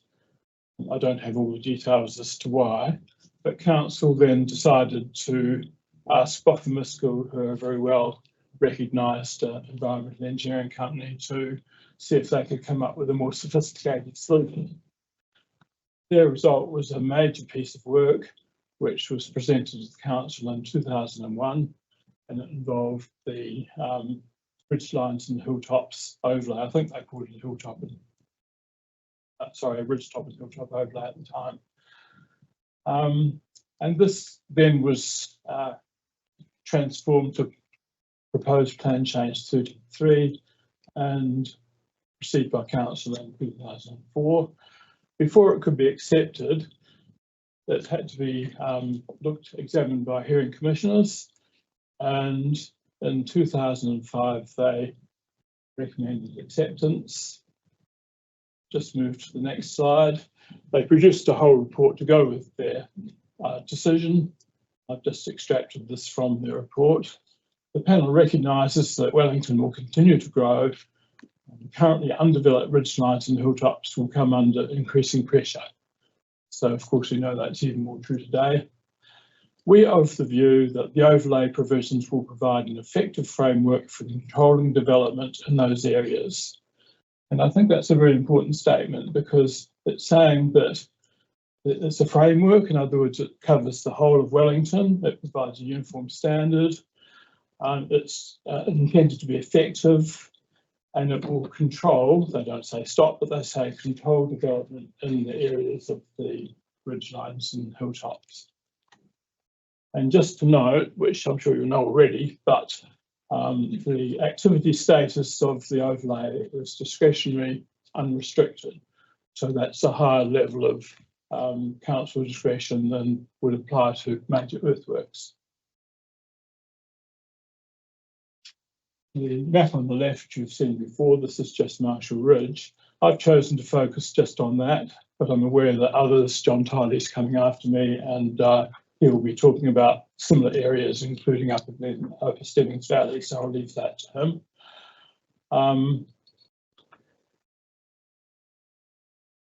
The right-hand side is it's jumping ahead a wee bit, but this was just made available earlier this year and gives us a better idea of what the developer proposes. And I'll just check around that too. Oh yes, that's a photo which you've seen in my last submission too, and I won't read out the descriptor, but it's people have taken have gone to significant lengths to praise the landscape. It looks as though it comes off an artist's palette, and it's a lot more significant visually than just most of the overlays, at least in our opinion anyway.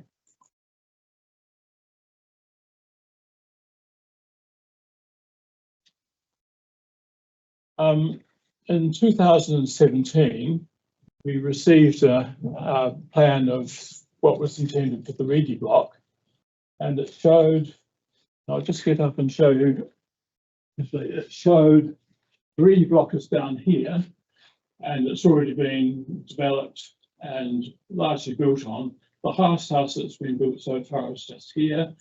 And it showed that the overlay comes down this line and comes across here, and then up around there approximately. So this road is Farnworth Terrace, and it's intended to extend into the overlay all the way there. And this is a cul-de-sac that goes towards the ridge line. This road follows down the ridge line to about there, and then it drops below the overlay to go into here. And what we were concerned about is that this part had been designed, but was above the overlay. So we sought a meeting with council, included Councillor Peter Gilbert, and we saw David Chick, the Senior Planning Officer, to express our concerns about this. And we were quite surprised that he absolutely agreed with us, that he'd just come from Australia and was new, and he said that a development like this wouldn't be able to happen in Australia.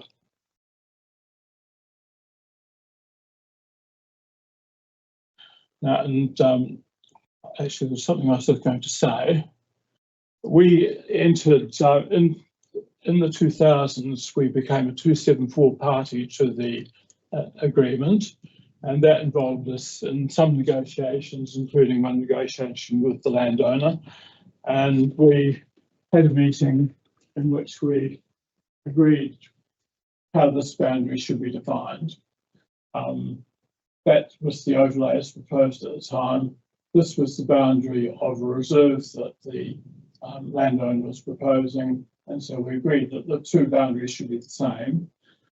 We tried to find out what he proposed for the reserve on this side, where what the boundary would be, but we were unsuccessful. We had no information about how extensive that proposed reserve was going to be. In 2020, the Isthmus Group were contracted by council to do a study because a lot had gone on prior to that, and so it was thought that an independent group would be worth an independent group putting together the findings of all the previous reports. And so they provided descriptions of the overlay in numerous paragraphs and words, but I think I've tried to capture them in just the first 4 bullet points there. A continuum of undeveloped, highly visible landforms provides a visible framework, provides connectedness and cohesion, links together the higher value landscapes. And that applies, of course, to the overlay as a whole. As well as that, there were some higher landscape features, including the first one, which I want to comment on, outstanding natural landscapes. I believe that qualifies as an outstanding natural landscape. And it was the idea that the overlay should be accepted as a whole as an outstanding landscape has been rejected in the past. But I certainly think that qualifies. But as well as the visual effects, it should be recognised that the overlay performs more of a function than that. It protects steep slopes from development. It helps protect the environment above the bushline, which can be quite fragile, and it prevents upward urban spread or urban sprawl. And I noted last time that council is dead against horizontal urban sprawl into rural areas. They want to keep the city compact, but it's just as important in our view to prevent upward urban sprawl. Come back to that picture later. That's just the same area from the air or from space. We became more and more concerned with the level of earthworks associated with the Reedy block. And that shows, I showed a similar slide before. You can see the scale of it by looking at the earthworking equipment on the left, middle left. For some reason, the developer seemed to think that it was important to create large flat areas at the expense of escarpments and embankments. Some of the earthworks were as much as 18 metres in height or in depth. So the upper part of the slide shows the height, the lower part shows the depth, and the volume of the earthworks I can't recall now, but was quite enormous. And we felt that most of that was unnecessary. Of course, it's necessary to do earthworks to build a road and some earthworks to provide platforms for houses, but it's not necessary to have everything on the same level. This is the close-up picture of the earthworks as viewed from Westchester Drive and from just below the shopping centre in Churn Park. This here is taken a view of the third phase of the Reedy Block, which is more to the east. And again, it shows the extensive level of earthworks and the degree to which cuts have been made from the natural landscape, which before my last presentation, this is where the landform was. Here, low down, right, like that to fill all the slopes that are in the foreground and behind the picture.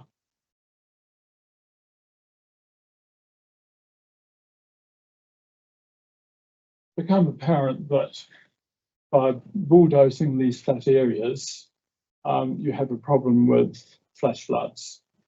The water accumulates and it's got nowhere to go. And this is the result. That's just one particular storm that occurred. Water will form waterfalls, which can be quite damaging to escarpments that are not properly stabilised. Council introduced a hydraulic neutrality policy in 2019 to reduce such effects, and that policy requires that at least 30% of the development land is permeable as it was prior to development, and that applies to flat sites, sites that have an angle of less than 5 degrees. Sloping sites will require additional forms of mitigation. And again, I mentioned some of those last time. And it's our belief that it would be very hard to do medium density development on sloping or severely earthwork sites and to meet the permeability standard. And just on this point, the developer has asked that the standard be reduced to a 20% maximum. So from a 30% minimum to a 20% maximum, which in our view won't be very effective at all. Wellington is well known that it's a city set in nature. Greenfield land is scarce. The photo there is from looking down on Nio. You can see there that there's a lot of houses built in the bush.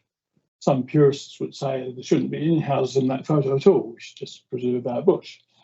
But we don't agree with that. We think that it's possible to build on shallow slopes and within the bush, provided it's done sensitively. And you can see in that photo that roads have been put up valleys and along spurs to make way for housing, but nothing more has been bulldozed than what is necessary for the houses. And the landforms have been preserved between the houses, and nothing has been developed higher up the ridgeline. I don't know where the overlay comes, but it would be well above the top of those houses. So the ridgelines has been fully protected. While we're there, Mr. Blackett, where's the photo taken from? That's taken somewhere near the Crow's Nest track, probably down, about halfway down towards Nio.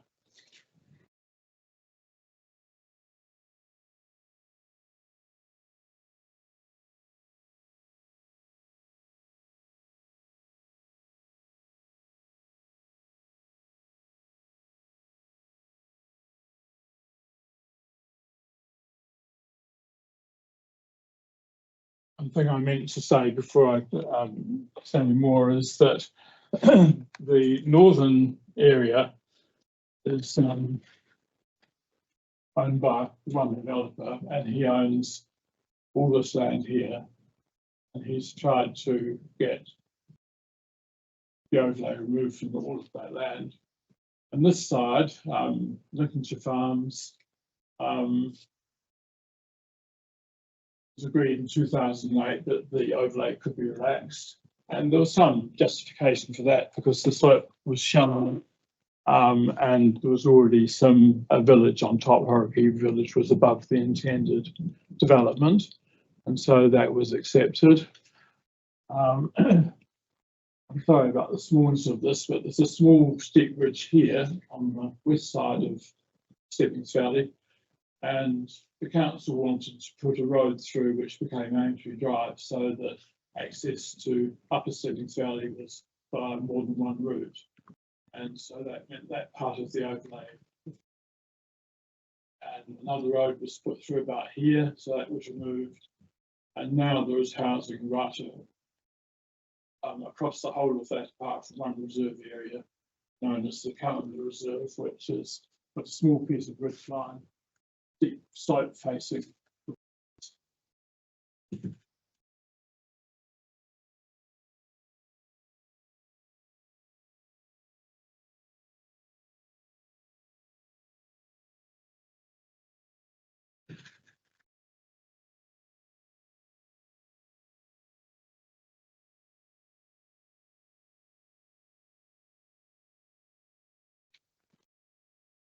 I was up in Churton Park yesterday and I walked around the streets and I found that most of Churton Park is actually developed quite similarly to Nio. It did surprise me that most of the housing is in the lower slopes and follows ridge lines way below the top ridge lines. The only difference between most of Churton Park and this area is the lack of bush. It's set in hilly grassland. But what needs to be noted is that land is much more fragile. Grassland, hilltop grassland, is much more fragile than bushland. The bush provides quite a protective layer to the landscape, which is not available from just tussock land. And so the area above Churton Park is actually quite a fragile ecosystem. And that's another reason why we feel that going above the overlay in the Churton Park area shouldn't be allowed, shouldn't occur.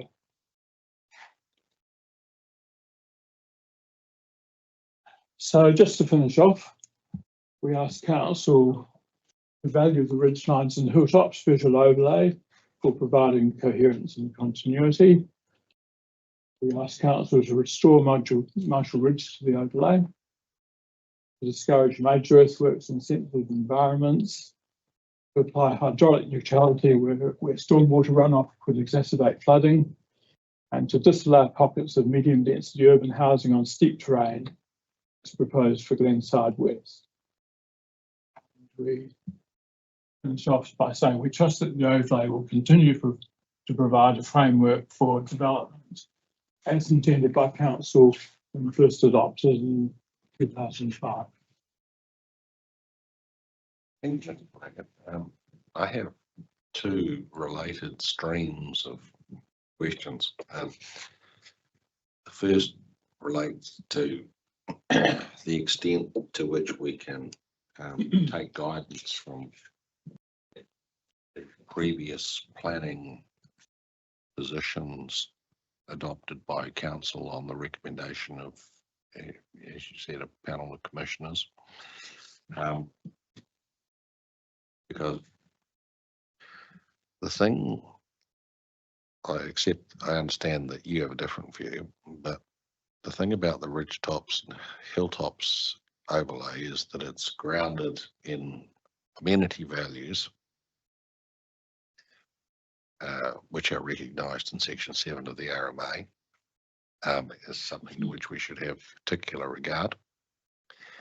But since those decisions putting in place the ridgetops and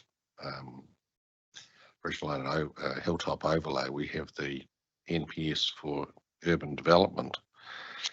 which provides specific guidance on the extent to which amenity values should be taken into account in terms of managing urban growth, and emphasises that amenity values change over time, and that we also need to consider the amenity values provided by additional housing. So that on one, at one level, that would seem to be a key distinction between the situation we face here and now and the situation that those commissioners faced in the 2000s. So what's your response to that? Well, I agree that the overlay is not just visual. I know it's it's described as being sensory, having a sensory value, but it's also recognised as offering other protections, which I mentioned up here. Protect steep slopes from development, because steep slopes are very fragile in higher altitude environments. They're susceptible to slips, erosion, more so than lower slopes. And it helps protect fragile environmental features. The soil can be fragile. As well, it's much more susceptible to deterioration than, say, lower slopes or bush slopes. And I think, you could argue that last point about upward urban spread, but the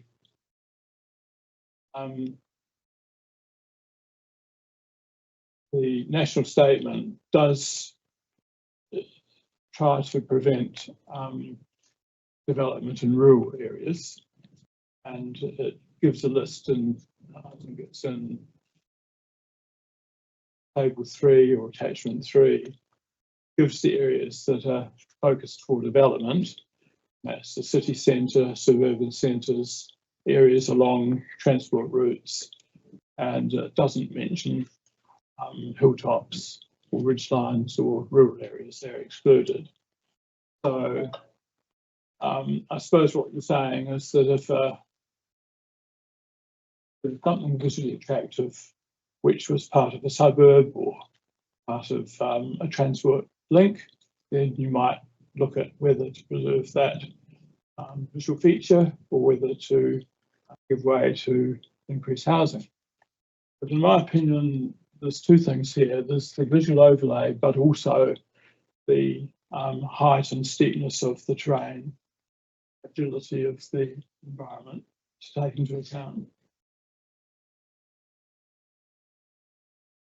In terms of the steepness, I can't recall whether it was you or whether it was Mr. Tyler, or maybe both of you, gave us a diagram in stream 6 that essentially suggested that one of the problems with the proposed development and the proposed identification of ridgeline, protected ridgeline no build areas was that they didn't go far enough down the hillside, because the tops of these ridgelines were relatively gentle, and so development near the top would, because they weren't steep, development near the top, near the ridgeline was a problem. And that, like, just seems to be, I might be missing something, but there seems to be a contradiction here. Are they steep, or are they, like, steepness is relative, of course, but as a part of your, I think part of your case in stream 6 was, well, these overlays needed to be broader rather than narrower because of the relative lack of steepness. Well, I've got that slide here just below, so I'll put it up. That one there. Yeah. Yes, the top of the ridgeline is almost flat, and my point at the time was that if that's protected, then it doesn't offer any vertical visual protection. You could put a house just to the left-hand side or right-hand side. In this case, it would be the left-hand side, and it would tower above the top of the ridgeline, so you'd get no visual protection at all. My comments about the fragility of the environment still apply. They would apply whether it be steep or not. But the debate that occurred back in the 1990s did emphasise the 50 metres down from the crest of a ridgeline because it wanted to encompass the steep slopes. And so, I mean, you could argue, oh, why not just protect the steep slopes and let building occur along the tops of ridgelines?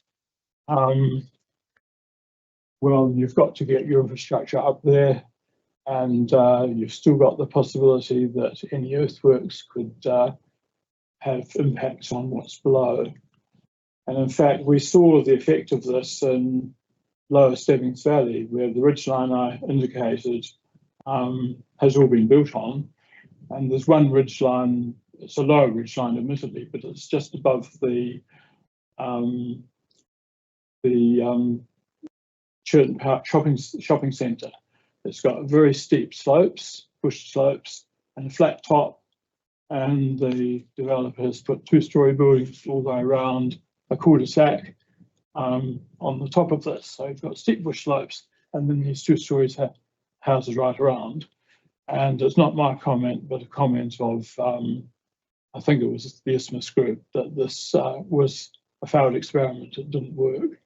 And so they did put a value on not building on the tops of these slopes. And I've got the same problem at my place because I look right up to other cul-de-sacs with large houses going right around the top of slopes, which are otherwise bush. So I hear what you're saying. There's you know, if it's purely visual, then you might say, well, forget it. Housing people is more important than what we see. But it's not just visual, it's also the fragility of the environment. And of course, as I say before, there's the choice. We can go upwards or we can go outwards, or we can try to be more compact. And the best planning consensus these days is to try and be compact, to build multi-level homes in flat areas and city areas. And the last point I had was that, having read your presentation, I asked the reporting officer yesterday, well, why aren't these areas that have been identified as no build areas part of the ridgeline and hilltop overlay? Putting aside how much land is identified, but why aren't they part of the overlay? And her answer was because the protections in the development area chapters are greater. They constrain development to a greater degree than does the ridgeline and hilltop overlay. And so I wanted to give you the so that from her point of view, they were a better protection for the kind of values you're talking about than the overlay would be. So what's your response to that?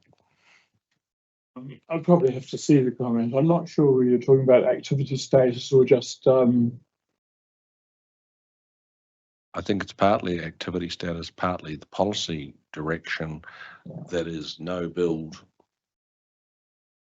Can you give me an example of a no build that's outside the overlay? Well, no, I can't. I don't have it in my mind. But the point being, the substance of the provisions governing the no build ridgetop overlay that's been identified is more constraining than the ridgetop and hilltop overlay. And you agree that's the case? Do you think that that's a valid argument? Well, it might be, but that doesn't mean that the overlay shouldn't be treated as a constraint as well. I mean, I can think of certain areas of the city, such as the Berrimpool Golf Course, I think it is, 18-hole golf course, and maybe it could be converted to a 9-hole golf course and the other part built upon. Proposing anything like that. I mean, I know parks are protected status, and I don't know whether he's talking about parks. I think it's important for a city to have parks and golf courses and that sort of thing, but now look at what's been proposed here, the removal of overlay protection. I do wonder whether some not very well used park type facilities could be reconsidered. So I mentioned the golf course because I know that has been discussed in the past. It's a quite large area. It's to a 9-hole golf course. So I'm not saying I favour that, but it's something that could be considered. Okay, I ask my colleagues if they have any questions. Commissioner Dave? Yeah, just to, on your last point about the Berrimpool Golf Course, it's also part of the Wellington Town Belt, which adds an additional level of constraint for development. Right. Okay. Your figure 4B in your written material, cut and escarpment photograph, re-block phase 1, that photo there, Yes. where is it taken from? Oh, that's taken from Chilton Park. From where in Chilton Park?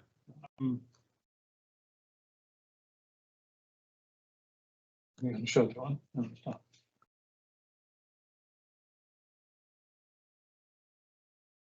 That's Westchester Drive, and just below the Chilton Park village centre, and you can see that on this slide too. So Well, that was the one I wanted to know. This one yes, here, well, that's, where it was taken from. yeah.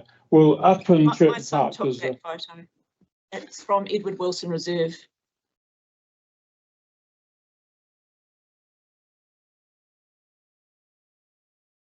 Okay, so that sign, if it was taken from the reserve, so it is publicly accessible, that viewpoint.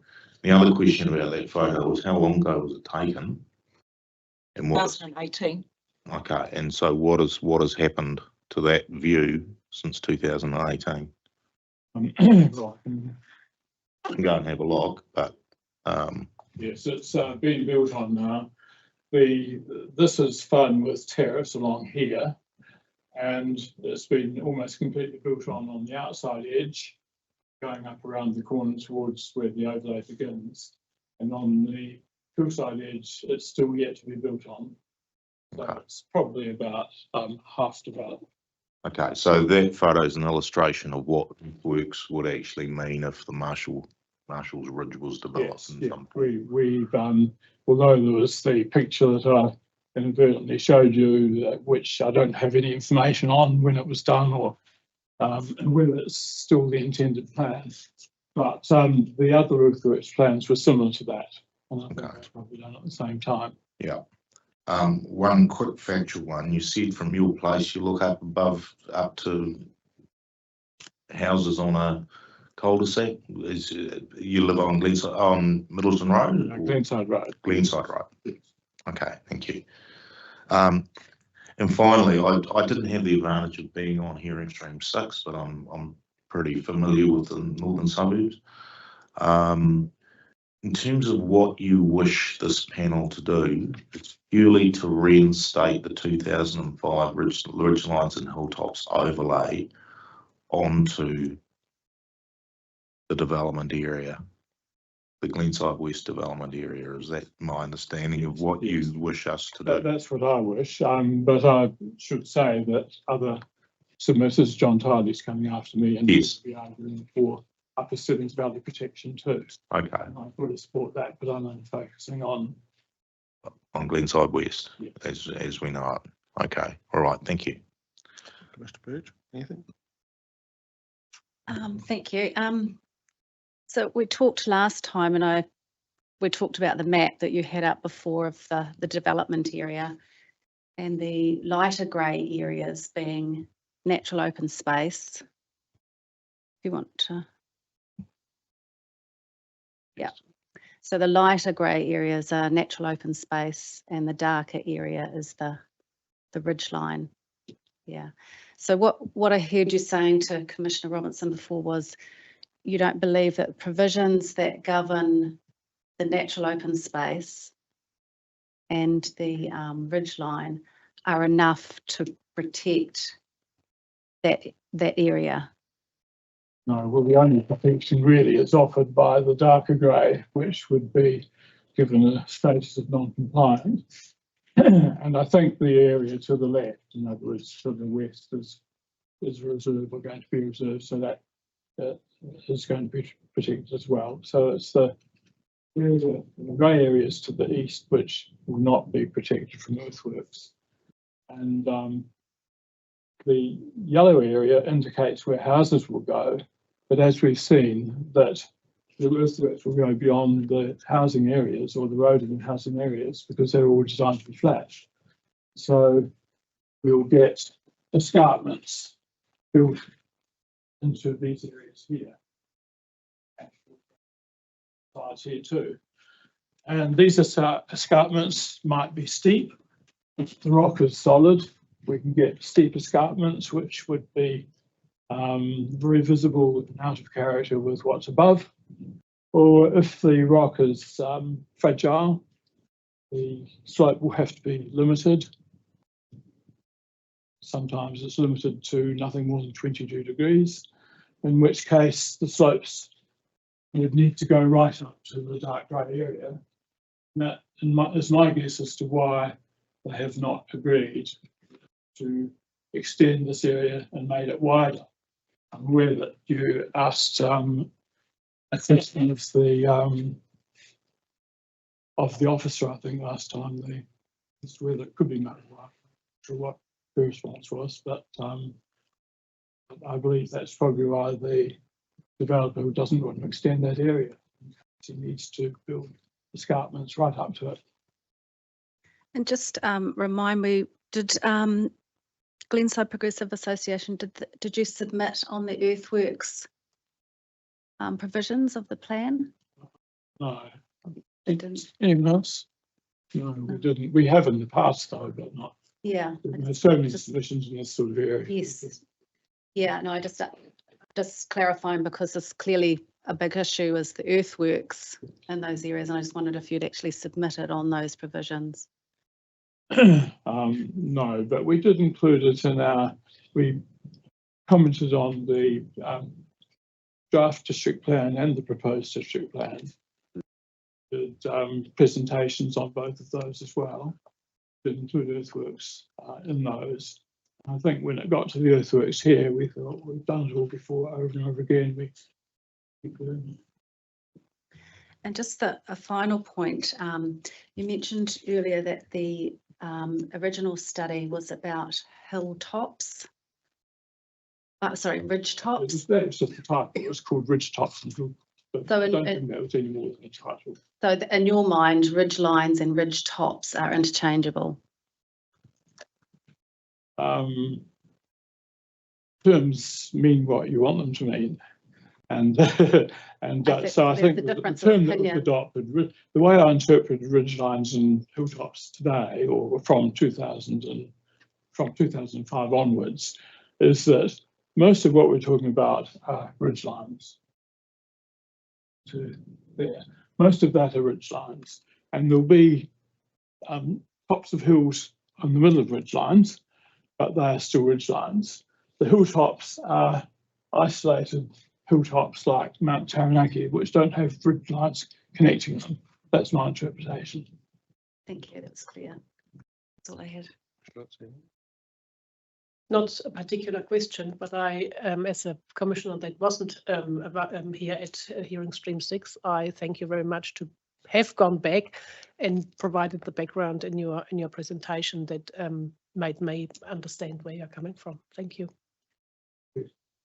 That's just it from us, Mr. Blackett. We'll now hear from Mr. Tyler. Okay, thank you.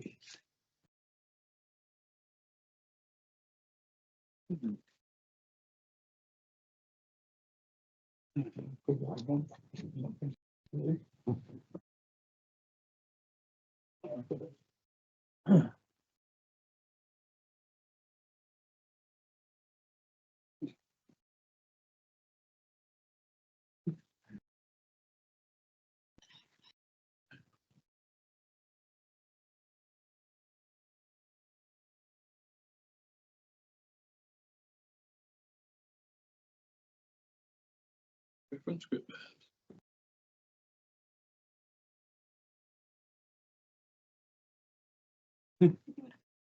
Right.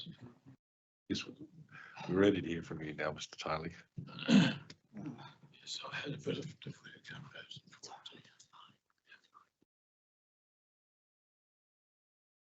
Thank you for providing the speaking notes. Would you care to proceed? I'd like to tell my colleagues that if you weren't present, that we heard from you in stream 6, but as with Mr. Blackett, because there are 2 who heard from you in stream 6 and 2 who didn't, you shouldn't assume that everyone knows what you said then, and you should give us the whole story.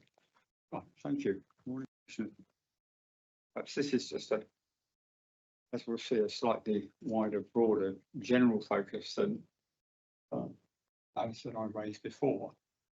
But looking at the PDP provisions for Marshall Ridge, I wish to call your attention to the 2 technical reports in particular prepared for the council. I've numbered 1 and 2. Number 1, Upper Stebbings Valley, Wellington Phase 1, July 2018. And 2, Ridgelines and Hilltops, Initial Review Report, April 2020. I wish to put to the Commissioners that these reports should be treated as expert evidence provided by the Council, and the report's approach to the amenity value of ridges should therefore be appropriately reflected in the PDP. The use of the phrase ridgelines and hilltops in the PDP I consider misleading. The ridges are not recognised as requiring a whole landform approach, as these reports emphasise. When considering the value of ridges and the extent of development intrusion, if any, that is to be permitted, the side slopes are inseparable from the ridge top. Looking at report 1, the report comments on many ridges, noting their value as features and backdrops to communities. Marshall Ridge is described on the map, page 32, a central feature in the Parkvale Stream Valley and forming an open space backdrop to urban areas. The map colour coding shows the ridge as having high visibility within communities. Section 9 of the report comments on levels of visibility of ridges in the area, referring throughout to lower, mid and upper slopes as well as the ridgeline, seeing these as a single entity making up the landform feature that is the ridge. Section 10.7 describe Best Ridge and Marshall Ridge, and I hope you'll forgive me if I'm repeating what I said at stream 6 at this point. The major ridge lines forming the site, Best Ridge and Marshall Ridge, provide a sense of enclosure to the lower lying areas of the site and are highly visible from the suburban areas of Churton Park, Tower and State Highway 1. Accordingly, areas of higher landscape and visual value are the upper mid slopes and ridgetop areas, which are not only highly visible, but also a distinctive landscape feature in themselves. These areas currently form a very strong definition between the neighbourhoods of Churton Park and Tower and are an important backdrop to those communities. I refer to various quotes which demonstrate that landform, not ridgeline and hilltop, is the essence of a ridge. And perhaps with your agreement, I won't read verbatim that next section, but I've highlighted throughout this every time there are references to slopes, to landforms, landform continuum comes again and again and again. And while I have concentrated on Marshall Ridge, I would observe that there are other reports, a whole string of them over 2 decades, on that the council has commissioned as expert evidence, one after the other, and they all have a similar theme: the value of the whole landform ridgelines.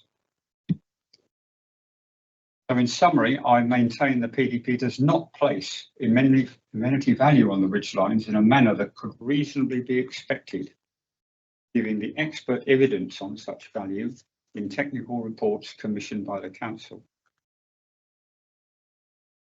The PDP struggles with language in dealing with ridges, recognising the inadequacy of ridgeline as a manageable concept and referring to ridgetop as an alternative. NFL Appendix A, page 2, in referring to the Upper Stebbings and Glenside West development area, resorts to ridgetop area, which does not appear elsewhere.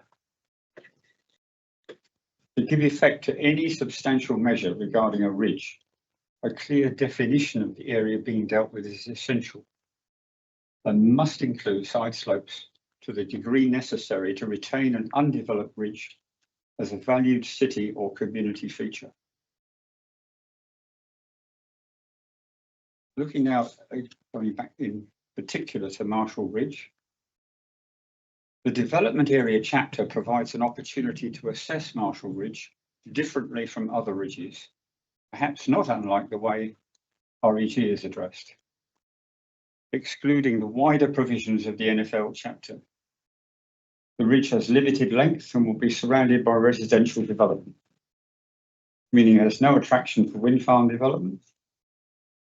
Wellington Water has a reservoir carefully inserted into an upper slope and will need access for maintenance. That apart, I suggest there is no need for intrusion on the slopes which are currently undeveloped.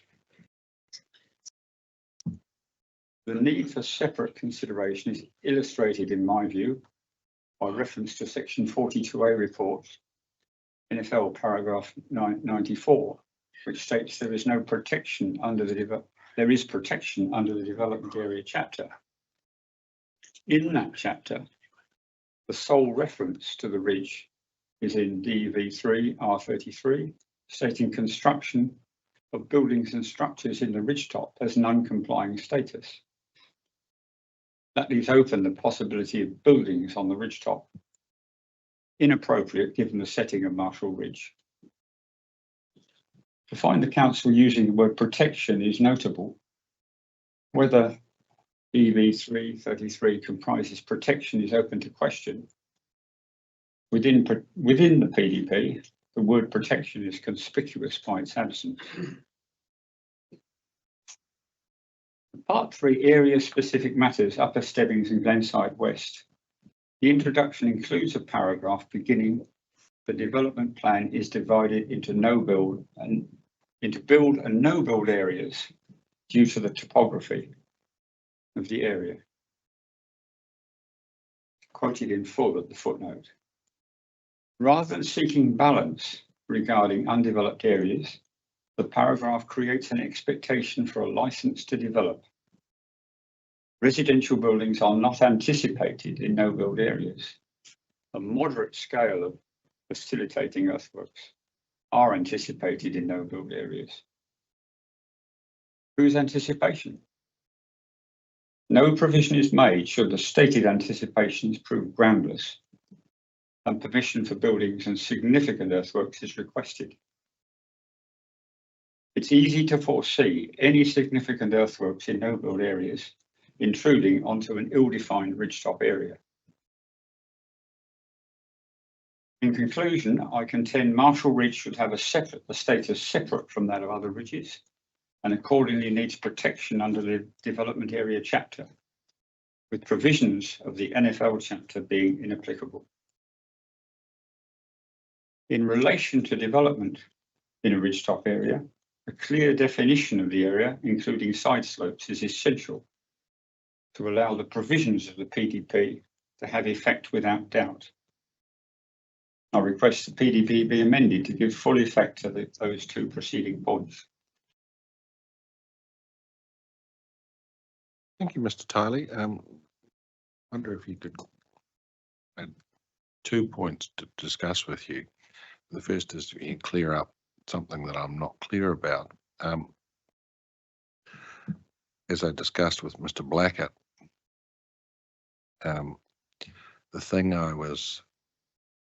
the point I was discussing with the reporting officer yesterday was, well, why isn't why aren't the protective provisions relating to Marshall Ridge and indeed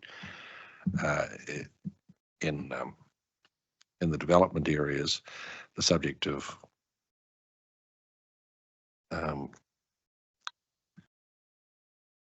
the ridge line and hilltop overlay in the NFL chapter, and she gave me the answer that because they had more protection. But it seems to me that you're starting from the opposite position, that her conclusion is right and they shouldn't be in the NFL chapter. They should be specific in the development provision. Have I got that right? That you agree that the protection of those ridgelines should be in the development area chapters rather than the NFL chapter? Only in relation to Marshall Ridge, because in the particular chapter where the latest there's a I think I quote here, there's a reference that says the rules relating to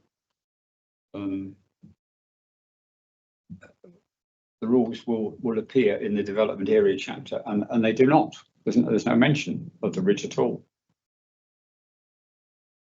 Gotcha. But I'm saying that the Marshall Ridge is an unusual, is a different case in that it is surrounded by development. It's surrounded by a development area, and so it could reasonably be considered differently from other ridges.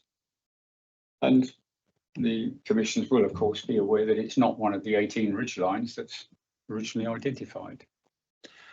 And the second question I had was, well, you said, well, you only have a ridge line if you have sides, sort of a variation of something I read in an environment court case. You only have a valley if it has walls, sort of the inverse.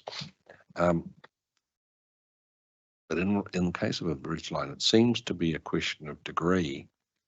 How far down the sides do you go? And you've suggested a test to the degree necessary to retain an undeveloped ridge as a valued city or community feature. Is that the takeaway message that we should take from your presentation, that that's what we should be looking to do to make sure that I would be very happy with that. I think that for brevity, I've gone for 2 reports here, but other reports do exactly the same thing, and they come right through that. Wellington's blessed with some marvellous landscapes, and that's exactly the point. There needs to be sufficient space given to them to keep their value. Ask Mr. Lindsay, Mr. Birch, Mr. Dash. No, I don't. I think it's very clear. Write down your words of wisdom, but make sure I don't forget them.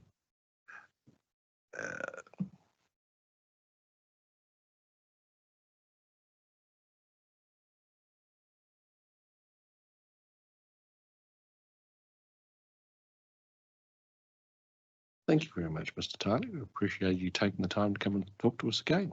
Thank you. I'd just like to, if I can close off with one further comment, just to call the Commission's attention to our old friend, the Resource Management Act, as quoted in the Northern Reserves Management Plan for 2005.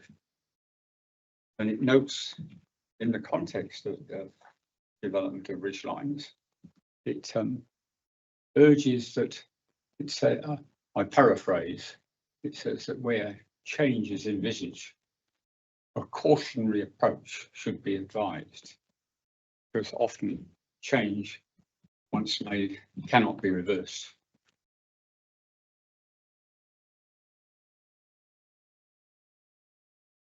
Thank you very much.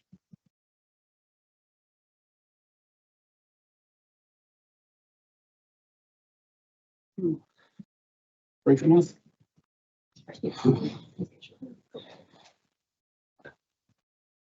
that note, we will break for lunch and we'll be back at 1:30 or when Ms. Weaver arrives, whichever arrives first.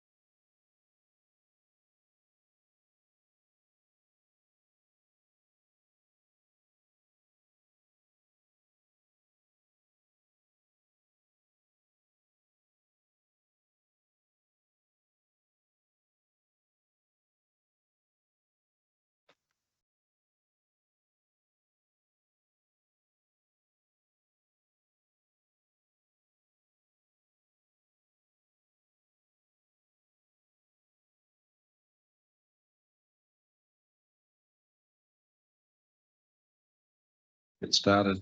Thank you. Ms. Weber, you're on the line. We have your, we can't hear you though. Okay, that's at my discretion. Okay, I can change it. Can you hear me now? We can indeed. Okay, thank you for being able to present the Guardians of the Bay submission. We've read as much evidence as we can, and also listened to Monday's most of the hearing. So heard the question that was asked about the point that Guardians of the Bay put forward in relationship to Mile Point Beach. So primarily Guardians of the Bay is dealing with extensions and expansions of Wellington Airport, and the two bays that we consider as part of our guardianship is Lyell Bay and Evans Bay, but in that is also Lyell Bay to Mile Point and that whole thing. So when I looked at the coastal environment information that was being put forward in relationship to track changes, in particular the sort of quoted marks between Lyell Bay and Mile Point, I became a bit concerned because that's quite an expensive area, quite happy with the seawall and whatever the airport needs to do that to maintain that. But the Mile Point Beach area, and I don't actually think this area has got a actual an actual name, but the locals, having gone out to them, seem to call it Mile Point Beach, is between the seawall and Mile Point, and most of my evidence related to that and how that wasn't really a seawall and shouldn't really be included in that, and there should be some sort of other terminology that captures what the airport wants but doesn't capture the area between the airport seawall and what is Mile Point itself. And most of my evidence was about that. And even I think Kirsty Sutherland's information is also a bit confused because she talks about Lyell Bay and Mile Point Road, and Mile Point Road is actually quite long and goes all the way to Breaker Bay Road.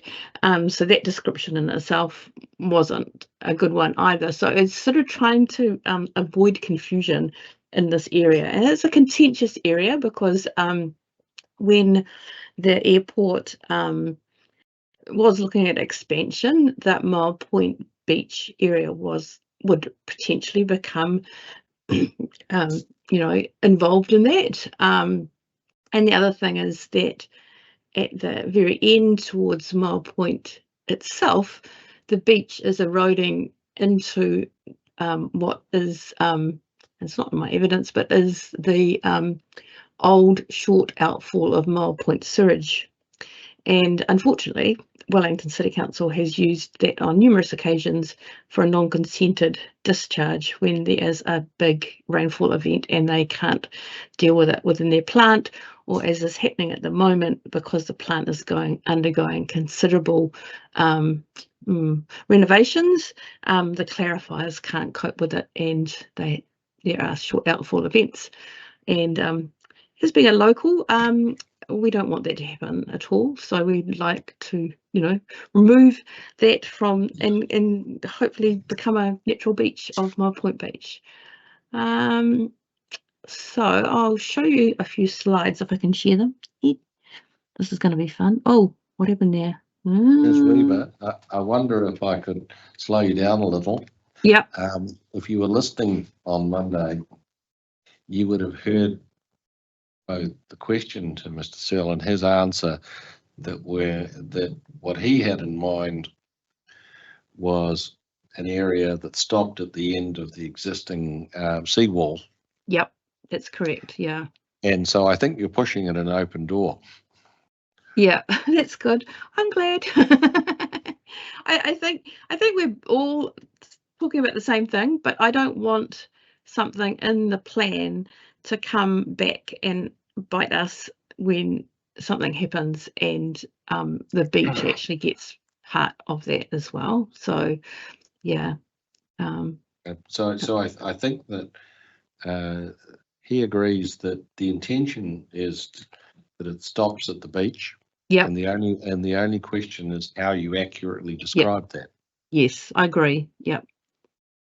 And I mean, I've put forward something, and it mightn't be quite what is required for a district plan, and it's something that I think that needs to be clarified with the planners and the airport will probably have concerns that they want to do quite a big maintenance in relationship to the southern seawall. So that has to, be all part of it as well. So I understand that. I pulled up while I was listening to you the district plan map and looking at with the full transparency, and it seemed to me that what you're looking for is a point that is in fact west of the intersection with Stuart Duff Drive, yeah. So you suggested the intersection, and I suppose I was going to suggest that you're being too generous because that takes in an area in a stretch of the beach. Yeah, I think you might have to go to the site to see how much the erosion has actually occurred in that area. But the upshot is, I think we're talking about an area of description. So why don't you take us through your pictorials, and we can agree what it is, where it is that we're trying to describe, and then dispatch the planners off to find an accurate description. Yeah. Okay. I'll try and share. And I mean, I hope this works because I can't see you. Can you see what I'm sharing? Yes, I can see. We can see your presentation. Okay, that's cool. Okay. Yeah, I just have to make sure that. This is interesting. Okay, cool. So the seawall, this is what we're talking about that the airport wants to deal with. They look after it. It's got some major infrastructure and various other things underneath it. I'm not sure what they're doing with the storm. This big pipe here is actually a stormwater drain that's the whole catchment of Strathmore Park and the airport, or the southern end at the airport that comes through that. I'm not sure what's happening with that. So this is a seawall. They put the rocks down and recently it's well used, even on but this is Mile Point, so it's quite a bit different from seawall. It's difficult with the district plan to work out, it gives it a strange map reference. Well, it gives it a 69A reference. It's kind of interesting. But the area that I think is in the evidence is between Lyall Bay and Mobile Point is quite large. And so the area that I am concerned about is the beach, and this is like Mile Point Beach, which is used for all sorts of different purposes. It's even got seating's been put into it in a couple of places. There's car parking. People were walking on the beach when I was there on a lovely lunch day at lunchtime day. There's obviously there's boats, there's scuba diving, all sorts of things happening off this beach, and it's just a shingly beach. It's quite steep compared to like Lyall Bay, so it's quite different. And as you can see in this picture, there's sort of like quite a bit of erosion here on the beach. Oops, I don't think I can go backwards with this. But I tried to look at the different maps and where Stuart Duff Drive is. Oops, can I go back? No, I can't. Just a minute. Yeah, sorry about this. So we will try and get the, oh dear. Okay, so beach. So there's quite a lot of erosion that's happened on the beach to the southern end where this the extension of the airport is. And I was trying to work out where Stuart Duff Drive was and where the beach is, and I think pretty sure that Stuart Duff Drive, if you go out on site, you'll see that's where the erosion is actually occurring as well. And there you can see the erosion there, and there's the stormwater. This pipe structure is the Mole Point long outfall, Mole Point sewage plant long outfall as well. So there's quite a bit of work that the airport has to do to the southern area. And that's, I think that's me. Now, stop sharing. I'm not sure how to stop sharing. It's going to be interesting. Okay, that's me. So am I correct that if that end of the beach is eroding, then you accept that there might be a need to undertake work there, and therefore Yes. to your mind, the intersection with Stuart Duff Drive is the correct endpoint? Yeah. Have I got it right? Yes. At the moment, I would say that is the correct endpoint.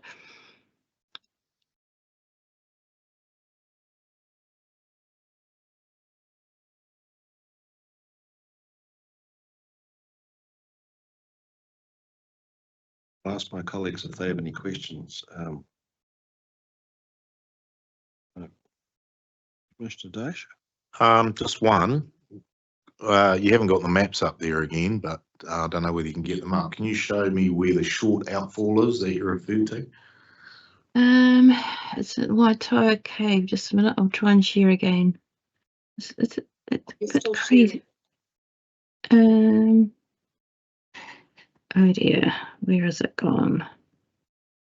Or perhaps you could describe it in words where it is approximately. It's the short outfall. The pipe goes along Mile Point Road and then it goes out. There's I don't think any of my maps actually show it. There's basically a cairn of big boulders that's yes. And then it goes out very close to there. But and it's right, basically it's right on. There's no outfall. It's basically a pipe that pumps it out straight at sea level. So is it at Mile Point proper? It's to the west east of Mile Point proper. Yeah. To the east of Mile Point proper. Yeah, to the east. Yeah. Right. Yeah. And I mean, it's a discharge that's not consented when it happens.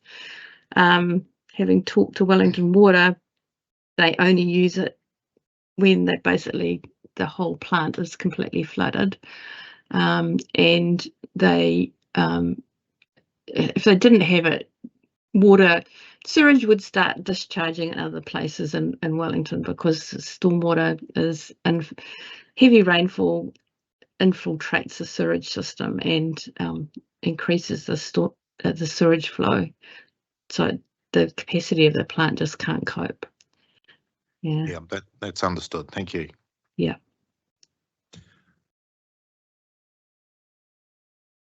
I think that's us, Ms. Weaver. Okay, can I just say one other thing? When I was listening, I talked. You talked a lot. This is with my Yvonne Weber hat on.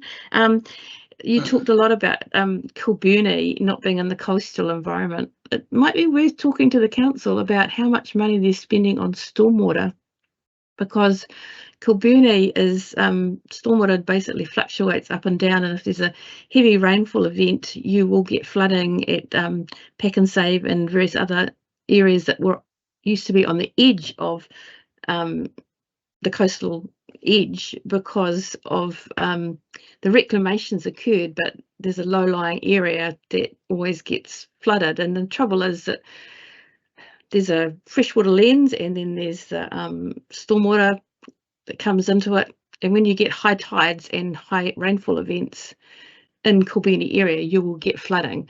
So basically, the coast or the sea level rise has a dramatic effect on Kilburnie. It's not something that won't go away. So yeah, it is in the coastal environment. Yeah.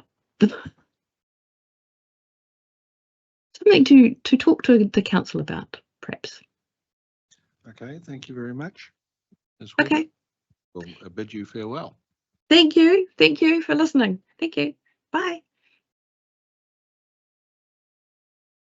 Mr. Insull. Having patiently waited for us. So you might recall, I addressed you over the historic patch of the Red Rocks. I do indeed. I took nearly 25 years to go through. It was like 14 months ago, but yes, I Yeah. recall your happy smiling face. To try and assist you, I've pinned some my talking notes, so you don't have to scribble while I'm talking. For those who don't know me, I've about 50 years of use on the coast. I've got one of the batches out at Red Rocks. I've run cleanups for 25 years around the Red Rocks area. I'm the lead person in the Te Kopahau Council's Te Kopahau Reserve trapping program for Capital Kiwi. And I'm pretty much seen as an unofficial guide / historian for the coast, having taken numerous councillors and council officers out over the years. I think I'm well qualified to comment on the section of the plan that relates to what I'll call the Red Rocks area.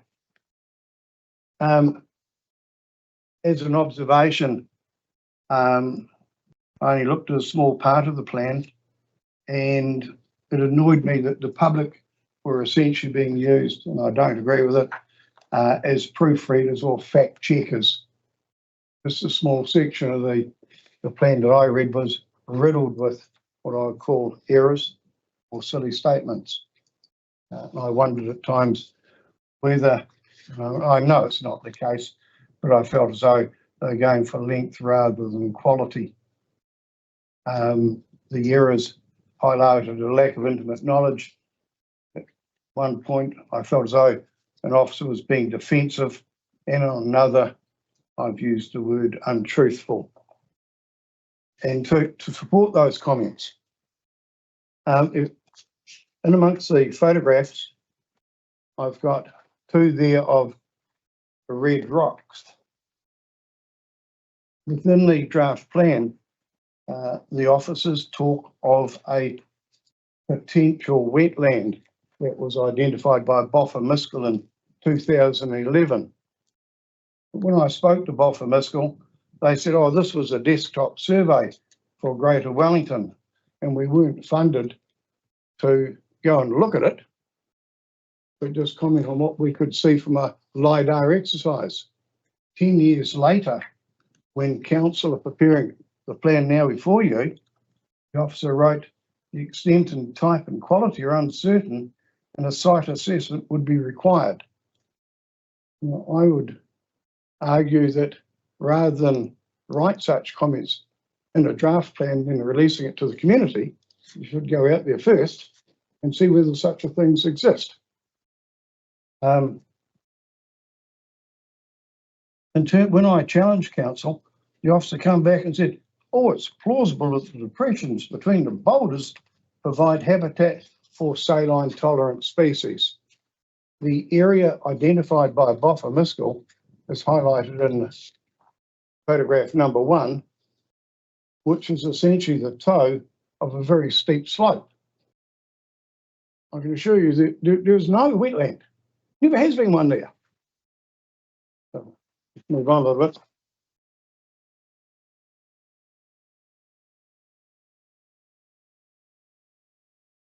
At another point within the draft plan, there was discussion of a gazetted Weevil Reserve. I used to work for DOC and Forest Service prior to that, and I knew that there's no such thing. So I asked for a copy of the Gazette notice. 6 months later, after prodding them, I've told, well, we need a little bit more time and we'll come back to you as soon as possible. To which I jokingly wrote back and said, you won't find what doesn't exist. If you prove me wrong, I'll shout your morning tea. The officers were unable to find a Gazette notice, but one saw fit to write me and said, oh, don't worry about it. The land has since been subsumed into Te Kaupehau Reserve. And I saw that as a clear example of misrepresentation. It took nearly 2 years before both of those were resolved. In relation to the Gazette notice, it is now acknowledged that there never was a gazetted reserve. And in relation to the land being subsumed into Te Kaupehau, I'm told that the reference was an error. Again, there are examples of statements that have gone into a printed document that should not have. And the area they were talking of, the Weevil Reserve, and is essentially part of photos that are numbered here, 4 and 5. So I've got one out. At this point, which is well around the south coast, within the plan, when it was first released, the officers told me that the area was being cut up by 4-wheel drive vehicles. I was really? I let them go for a wee while. Then I said, there's been a fence there for 12 years. And you can see the fence in the photograph. The uprights are made of railway irons. And the wire cable it goes through is substantial. No vehicle had been in there in 12 years. There was also a suggestion at that point that the land contained unmodified dune lands. Yes, the photograph at the bottom there shows a typical part of it. This area had been commercially sand mined in earlier years, and most of it had gone to council's Maranui site. So there was no remnants of the unmodified dune lands. There are dunes there, but not unmodified. So again, yet another example of an unacceptable mistake. Now, I would argue that, according to decision makers, you should not be put in a position whereby you're left to question the accuracy of documentation that officers place before you. But there's good reason, because now when I look at how my personal submission has been treated, I think you are being led astray. And I'll give you some examples of that. In my submission, where have I got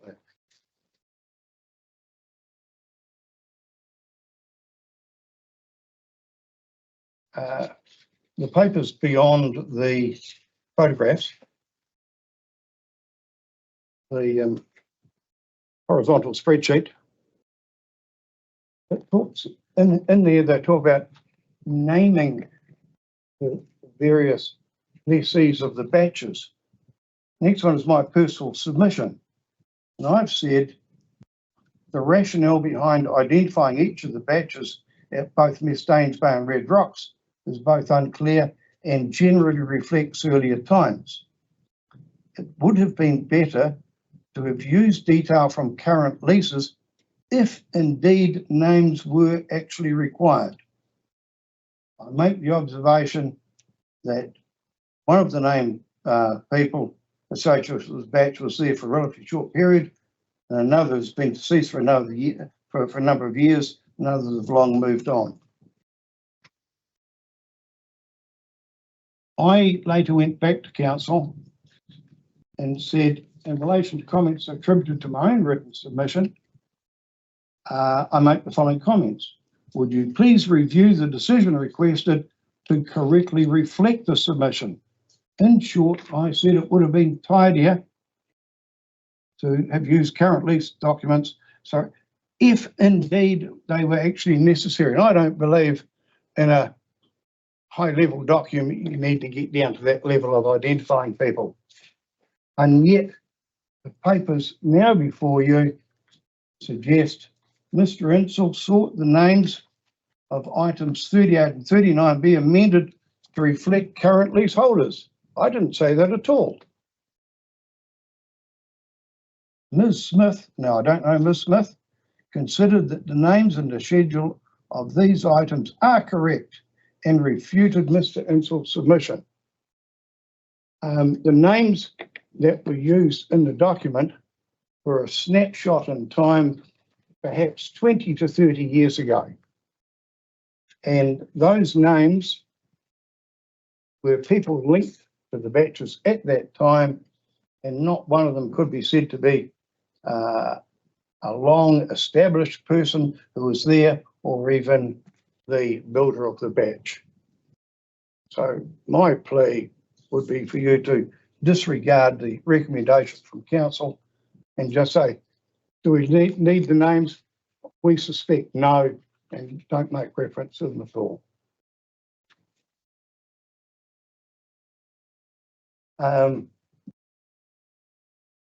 You have got an additional, and I'll use it as an example. It's headed top right hand corner, Carpenter Island extract from submission. Bottom of page 1, my submission. While the Marlborough Mini Gecko may well have been seen near the two name points, the existing text fails to add balance by stating the species inhabits other sites between Macra and Island Bay, including Tapataranga Island.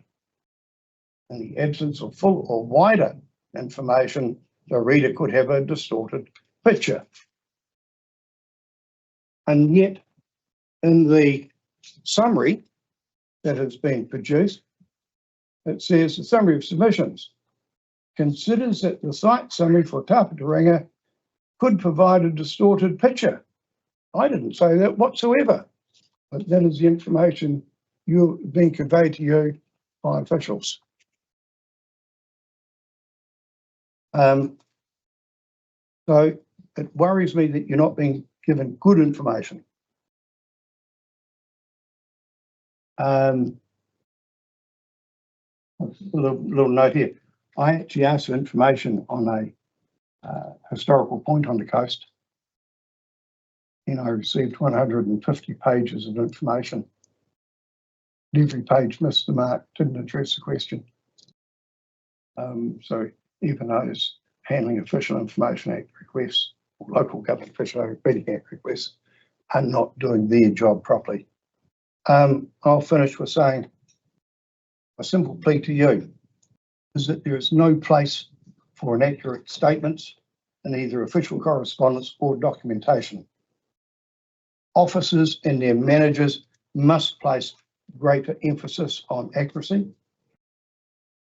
Process needs to be in place to ensure the requests for information are actioned both in a timely manner and they meet any statutory requirements. You know, I think as commissioners, you need to seek an assurance that before sign off, the plan is free of inaccurate information.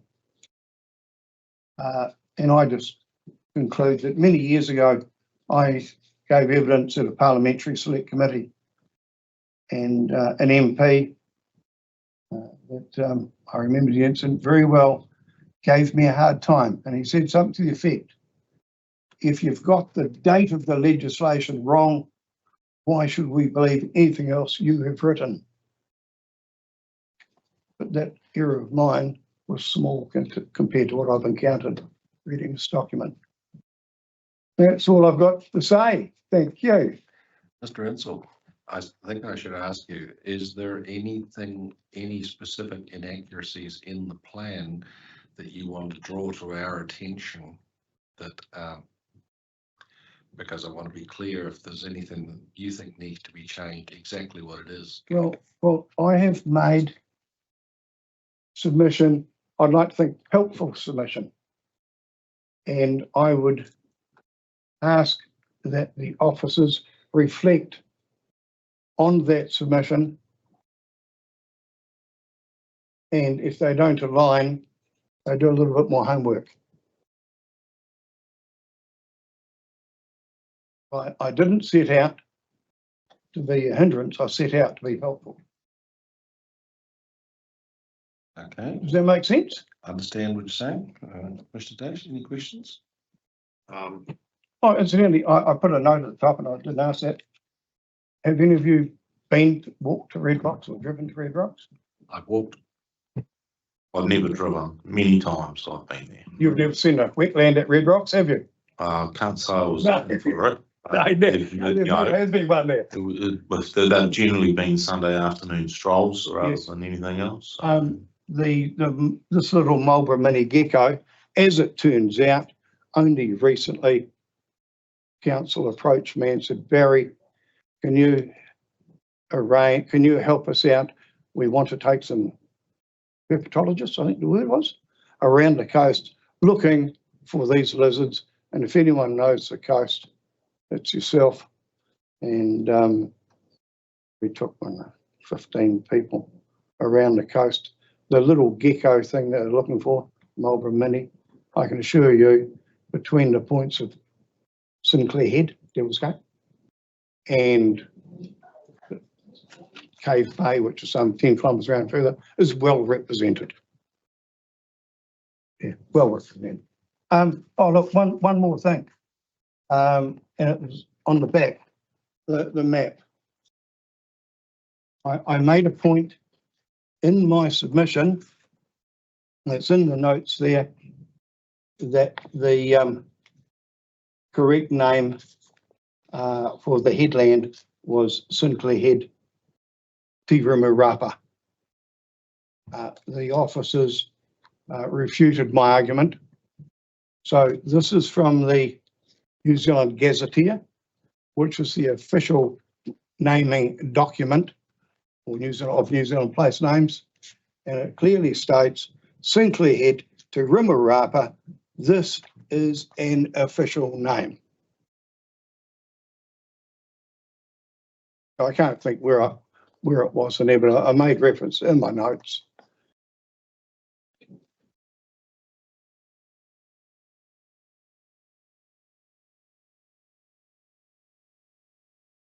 It's in your email, the email you've got. Okay. The typo. As I say, I've set off to try and be helpful. Thank you. Mr. Birch? Hey, thank you. Well, thank you very much, Mr. Insull. Look, I'm only just a batch owner, and district plans are well beyond my normal scope, but hey, I've become involved in this in 2020, and obviously it's still a way to go. Yeah, it would be nice to think that things can be improved a little. But that's not your problem. It's a long and winding road. Yeah, I'll accept that. Hey, thank you, guys. Thank you very much.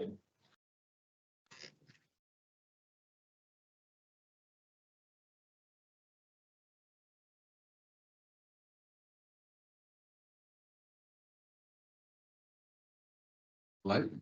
Yes.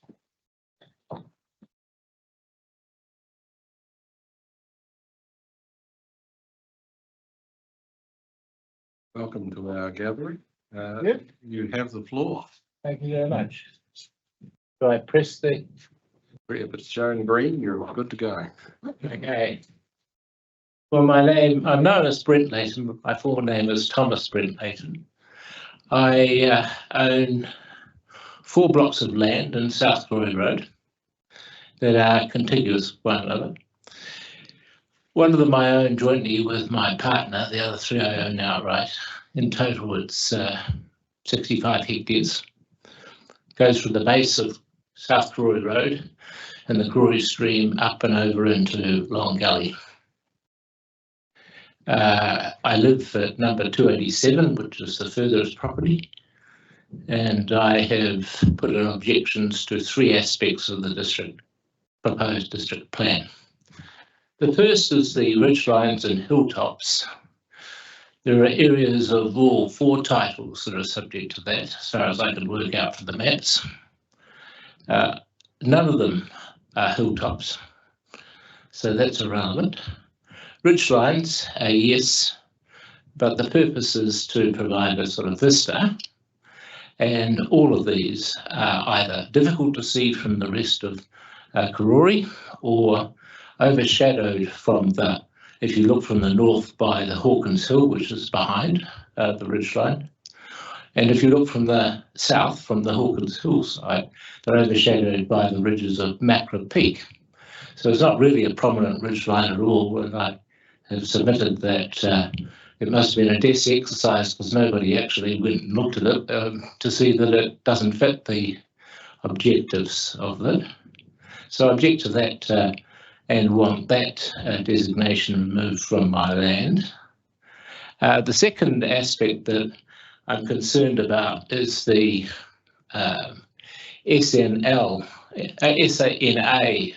overlay. Since I made my submissions, there have been some changes in what government's proposing. The council. Go slow, Mr. Layton. We're going to hear the SNA at a future hearing. We've peeled that off from this hearing, but basically because of the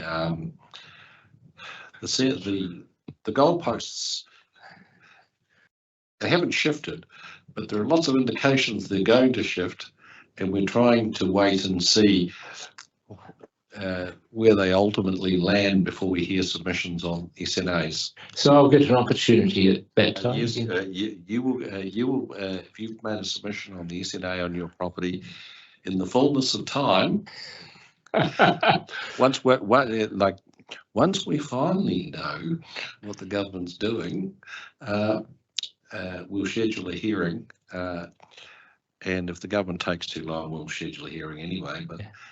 But we're in waiting and seeing mode. All right, thank you very much. Well, I'll give you my tuppence worth on it. I think they're going to take quite a long time. And the reason I think so is probably something you should bear in mind. I was an economist until I retired for 50 odd years and spent a lot of time before various courts over RMA matters. So I'm not totally unfamiliar with the political process that they go through, or the RMA. My pick is that they're going to, it's not just about SNAs, it's about all of those changes, all of those impositions that go on land, including the SAL, and also the historic places impositions that are put on properties, and the protections around various trees. And I think what the ACT Party looked like they're driving for is that this should be done by market-based negotiations and compensation, and they'll probably try and roll it all together. So I think it could take them quite some time. I mean, a simple policy issue around SNAs of just requiring negotiation of market compensation would be relatively simple, but the others are going to raise, I think, issues that people want submissions, cross submissions and so forth on. So that's my tuppence worth on that. Anyway, SAL, I object to that. That's basically very similar to the SNA regime, and that's why I think it will get rolled in the policy considerations to the SNA. I think initially the plan was very vague about its purposes for having an SAL, and I think that made it really vulnerable to somebody challenging it. They've tried to tighten that up by basically applying it all to the green belt concept, and they're going to see it for a green belt. For what it's worth, my view is green belts are policies doomed to depart this world because of the adverse effects green belt policies have on the cost of housing and the competition for the provision of housing space. They've long been used as a way of restricting the supply of land. In fact, it goes back right to the origins of Wellington and the Wakefieldian schemes, which were roundly criticised by one Karl Marx for their attempts to constrain land supply as an alternative. And we had an inner green belt, and we still have remnants of that left. But they're clearly wanting in the planning regime in the council to impose an outer green belt, and I think it will just lead to higher house prices. And in the end, those decisions will be taken away and given to government. That's why I think the SNA will spread to the SAL type arrangements that various councils are engaged in as well. Why they're pernicious is that at the moment they seem to be driven by climate change considerations. But of course, if you've got a cap and trade regime, as New Zealand has, an emissions trading scheme, then the cap is set by other processes. So there will be no impact of discrete policies like a green belt policy on that, but it will lead to an inefficient allocation of land resources and hence make the society poorer than it would otherwise be, and hence less willing to support environmental pursuits such as dealing with climate change. So it will actually have a detrimental effect on climate change policy, although I can understand why people think it's a good idea to constrain the thing, just looking at partially the effect. So in terms of the SAL, I also think it's the way it's written with one building and very big restrictions. It's not really practical if you've got a large land holding that you're managing the regeneration of bush on. You do need buildings to store things like pests and pest management equipment, farm vehicles and so forth. So it's we don't have any livestock. The only economic activity we're engaged in is a non-economic activity of regenerating bush. And the policy is not helpful, just even for that practical aspect. Most of the, one of the titles we have, well, a majority, but only a small majority, a large part of the total holding, about 20 hectares, is actually in a QE2 covenant. So it's protected by that covenant rather than by an SNA or an SAL type arrangement. And it's therefore sort of somewhat strange that they should, for the SNA, override it, but they've added other bits to that. And why they would want to do that when there's areas that we call the blackberry track, it sort of escapes me, but again suggests there's been too much desktop study and not enough looking at the land, and that's similarly with the SAL.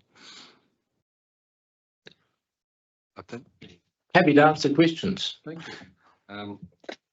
I think with the SAL, the background is that the regional policy statement directs that council identify what are landscapes that meet criteria for that are a lower tier than outstanding, but higher than ordinary on amenity grounds, and to put in place provisions to maintain the qualities of those landscapes. And the council response to your submission is they've taken expert advice initially from Boff and Miskell on a city-wide study to identify those landscapes. And then they've produced advice from Mr. Clive Anstey, who's a very experienced landscape architect, who's agreed with them and saying that he thinks that that the landscapes are appropriately identified. You will understand, and I have to confess, I do know of your background, that puts us in a cleft stick where we have one side presenting us with expert opinion in the relevant sphere, and you saying no, it's not right. That's not what's happening on the ground. And the question is what weight we should give to your lay opinion. Well, I would suggest much more than you're giving to your architect's opinion. If you come down and looked at the land, you would see that not on my land, but next door, most of it is actually Pinus radiata, and pretty silly use of the land, if you want mine. I inherited some Pinus radiata, which is totally uneconomic to remove, but provides good cover for a short term for kaka and other birds that are migrating across there, but which is gradually disappearing. Then there's a lot of mulberry.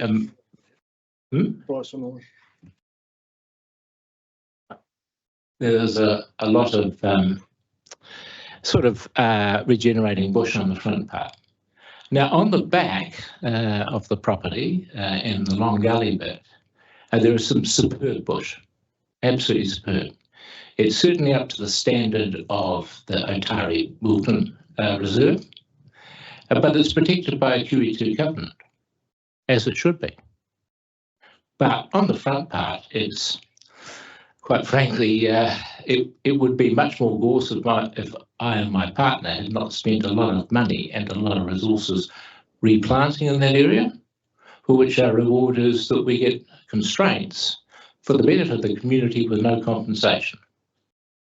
So that's not a very good incentive structure. The architect may have a view, but it's a very poor economic incentive to penalise people for putting an effort in things that you may well want to achieve.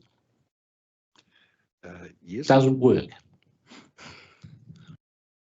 And it isn't actually that unusual or unique.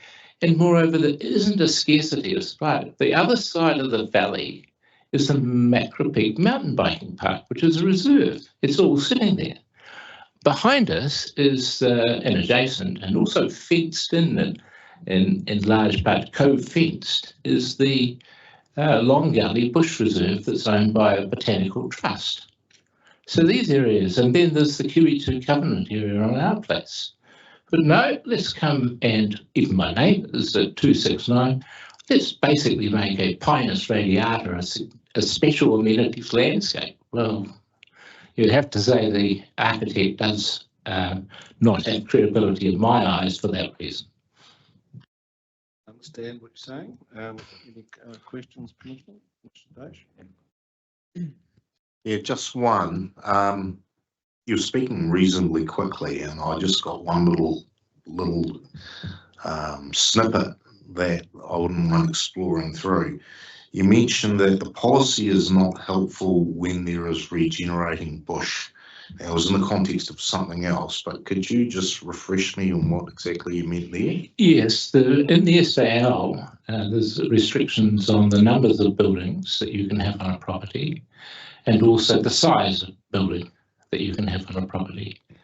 And it's not actually easy to, I mean, essentially, for example, if they implied that, two of these don't have dwellings on them, but they do have buildings that are used for the regeneration. I have to pull those buildings down if anybody ever wants to build, or go through an RMA process to get an exemption. Well, that's bizarre. Or rely on existing use rights? Well, maybe. Maybe. Yeah. Okay. No, I take on board what you say. You seem to be doing an awful lot of good, environmental good on your property. You explained that regenerating bush and so forth, looking after it. We're pursuing what we're interested in. I wouldn't say we don't hold ourselves out as wildly publicly spirited. Okay. We enjoy it. We think it's worth doing. Yep. It's something for us to do. We don't have descendants to leave it to. We don't have relatives that we want to leave it to.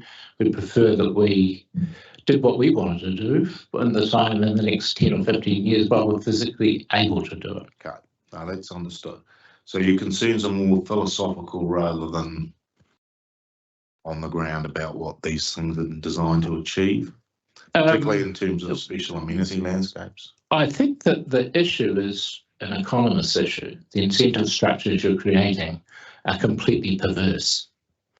And I'm just highlighting that's the case.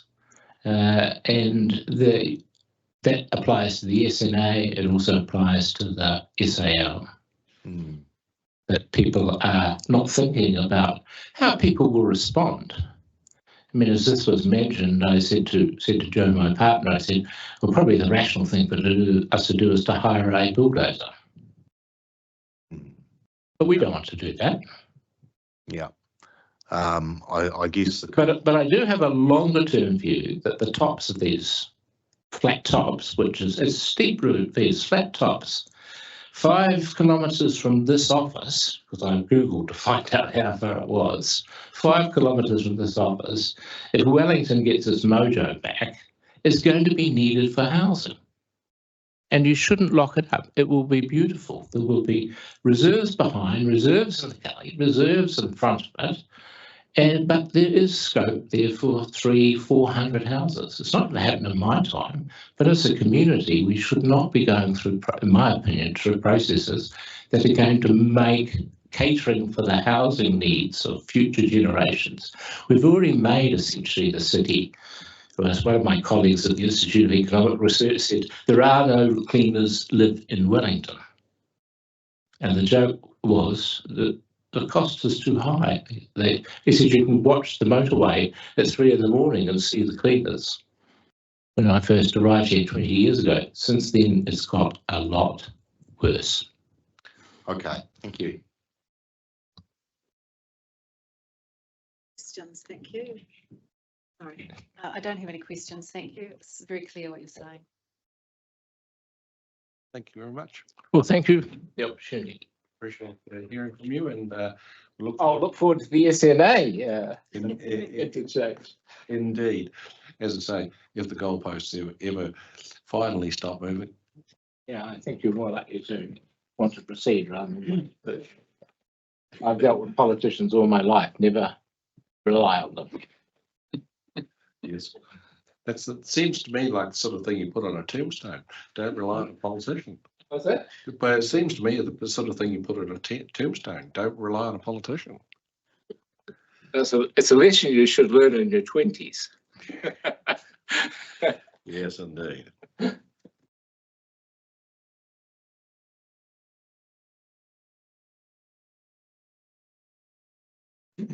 Slyfield, would you and your team care to come to the front?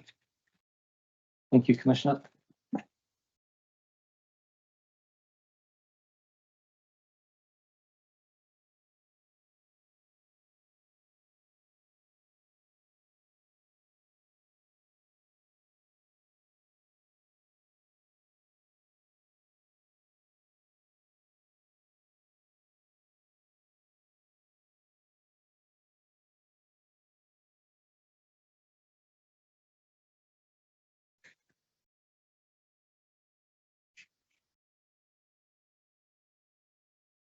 Please proceed. We have your legal support. Thank you. And, I should say, by way of introduction, you have correctly identified, I think, that you seem to be pushing at an open door, given the stance of the reporting officer. Thank you. And I mean to take your lead on that, Mr. Chair. First, though, just some introductions. For those who don't know me, I'm Slyfield. I'm counsel for Kilmarston Properties and Kilmarston Developments Limited. Sitting with me up the front is Ms. Kenjic. Yes. Hey, extra prizes, because I was relying on you to tell me how to correctly pronounce your planner's name. Ms. Kenjic, so you ignore the X and the rest is plain sailing. And joining us from the bleachers, we have Mr. Cottier and Mr. Holm, who aren't going to be speaking today, but both of whom may be available to assist answering any questions if they should arise and fall within their sphere of knowledge. So you have before you already a written legal submission from me and a summary statement from Ms. Kenjic. I'll just speak what I intend to do is speak very briefly to the legal submission given the direction of travel, and I can signal that I was able to join the hearing online a little yesterday and hear some of the exchange that was had in relation to the issues that the submission relates to. So if I can just take you briefly through that. You'll have seen that what I've done is I've essentially broken this issue into three parts. There's a landscape part, a planning part, and a legal part.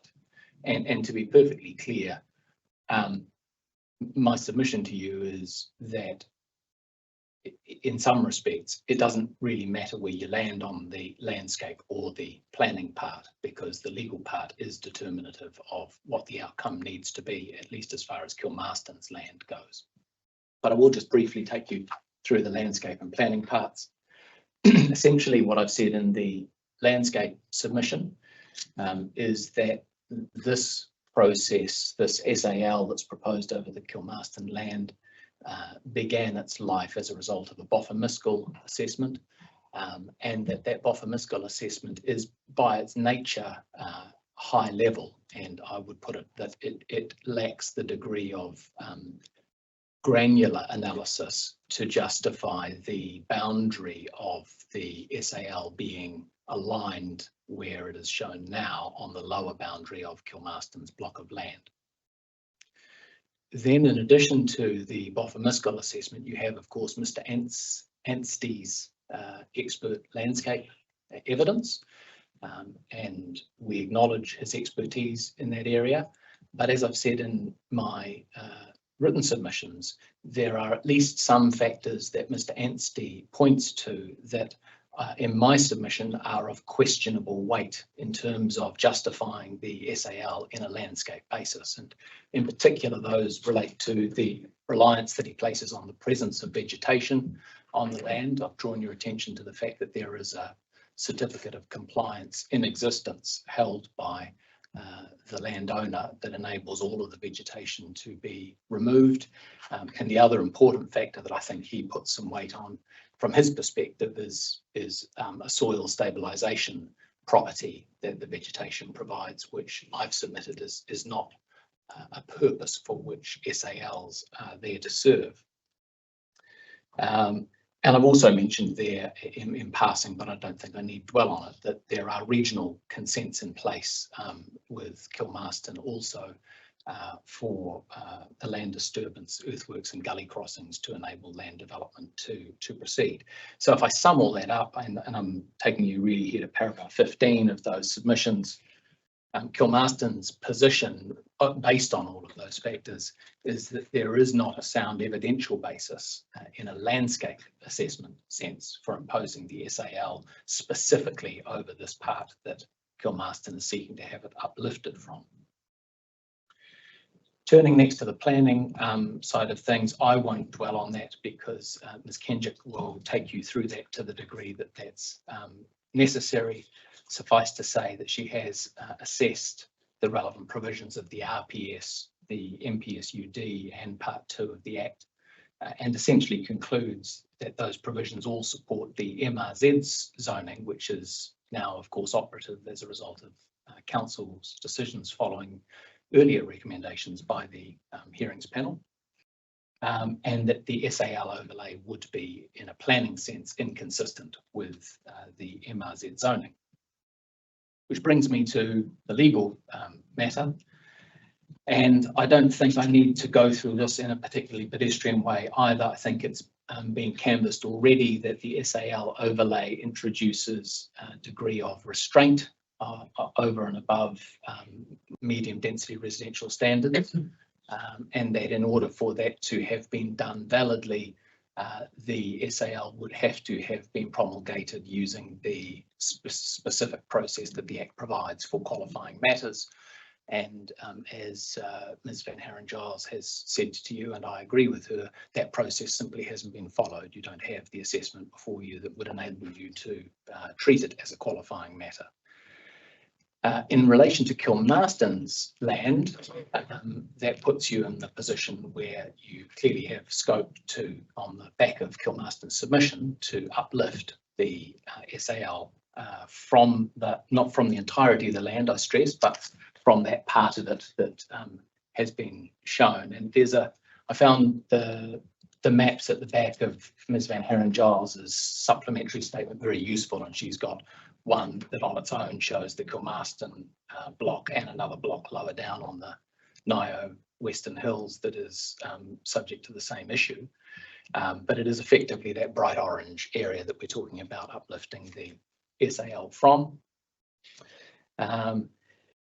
And really that only leaves the more interesting question of scope as to what to do with other matters. And much though I'd like to give Mr. Whittington something to reply to, I hereby withdraw the submissions that I provided in writing at paragraph 28 and 29 of my written submissions. But I'm not doing that in an endeavour to be unhelpful. And so I will add something to that, which is to say that on reflection, the way I see it is the council retains a power under clause 8D of the first schedule to withdraw any part of a policy or plan. And the most sensible step that could be taken here, if the panel were so minded, would be to make a recommendation to the council that it do exactly that in relation to the other properties, not the Kilmarston block, that it recommend to the council that it withdraw those overlay listings, SAL overlay listings in relation to those other MRZ zoned or residentially zoned parcels of land.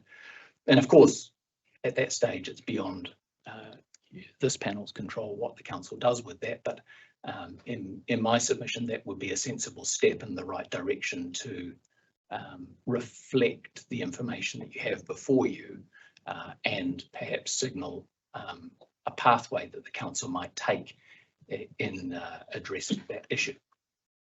That would necessarily need to be, from our perspective, a recommendation that the council consider exercising that power, because it wouldn't be something that would flow from submissions. Yes. But in the nature of a collateral route to achieve that objective. I'm not fundamentally disagreeing with any aspect of that, sir, but I would say unusually 8D, it doesn't have that component built into it that requires a withdrawal to be something that flows from submissions. No, that's right. But in the sense that the power to exercise 8D is not one of those that's been delegated to us. Understood. And therefore it's not something that we could actually recommend, but we can certainly recommend the council consider it. My recollection is that there is a decision of Justice Fogarty's about a West Coast. Correct. Is that Friends of Shearer Swamp? It is Forest and Bird, West Coast Regional Council, and scroll to the top, West Coast Regional Council and Royal Forest and Bird. That was where the good judge said, confirmed that you could withdraw part of a plan. Exactly. So long as it doesn't have consequential implications on the balance of the plan. Exactly. That was the principle. That is my reading of it too, sir. And I would say inescapably that's the outcome that would result if the council were to use 8D here, because it would simply allow the underlying zoning to operate without the overlay I don't want to put it pejoratively, but taint. It's the word that comes to mind. Yes, because I suppose that's the benefit of it actually operating by overlay, that you can extract it without any implications for the underlying zoning. Exactly. Because the underlying zoning sails along on its own anyway. Exactly. And of course, it would be well open to the council to put in place a more permanent solution to the issue by virtue of another plan change if it felt necessary to do so. The other thing that you will have heard me canvass with Ms. Van Haren Giles and the other piece of relevant background is that the RPS directs the council to identify SALs and to put in place provisions to maintain their values. The legal flaw here is not the identification of an SAL, but the failure to evaluate it in terms of section 77J and 77L. That's the fatal flaw. But the question I put to Ms. Van Haren Giles is, given that the RPS has to be given effect, whether this is only a temporary pause. Of course, the council may evaluate and decide that the weight of different considerations under 77L in particular would mean that it's untenable, but I suppose that may not be the end of the story in total. I agree, sir. And I would add to your contemplation of that matter, 77G subsection 8 is a provision that says the requirement in subsection 1, which is the requirement to incorporate the MDRS into relevant residential zones, applies irrespective of any inconsistent objective or policy in a regional policy statement. Oh yeah, yes. I understand that the RPS must give way to the NPS and NPSUD and to the legislative requirements. Just so. Thank you. So you don't need to belabor that. Any other questions for Mr. Slyfield?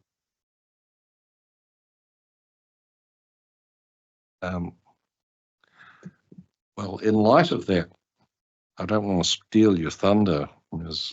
Kenjic, but I'm not sure that we really need to traverse the planning merits since Mr. Slyfield seems to have a decisive point. The reporting officer agrees that it's decisive. Happy to be guided. And time to quit while you're ahead. Thank you, sir. In that case, that ends the submissions for Kilmarston. Thank you very much.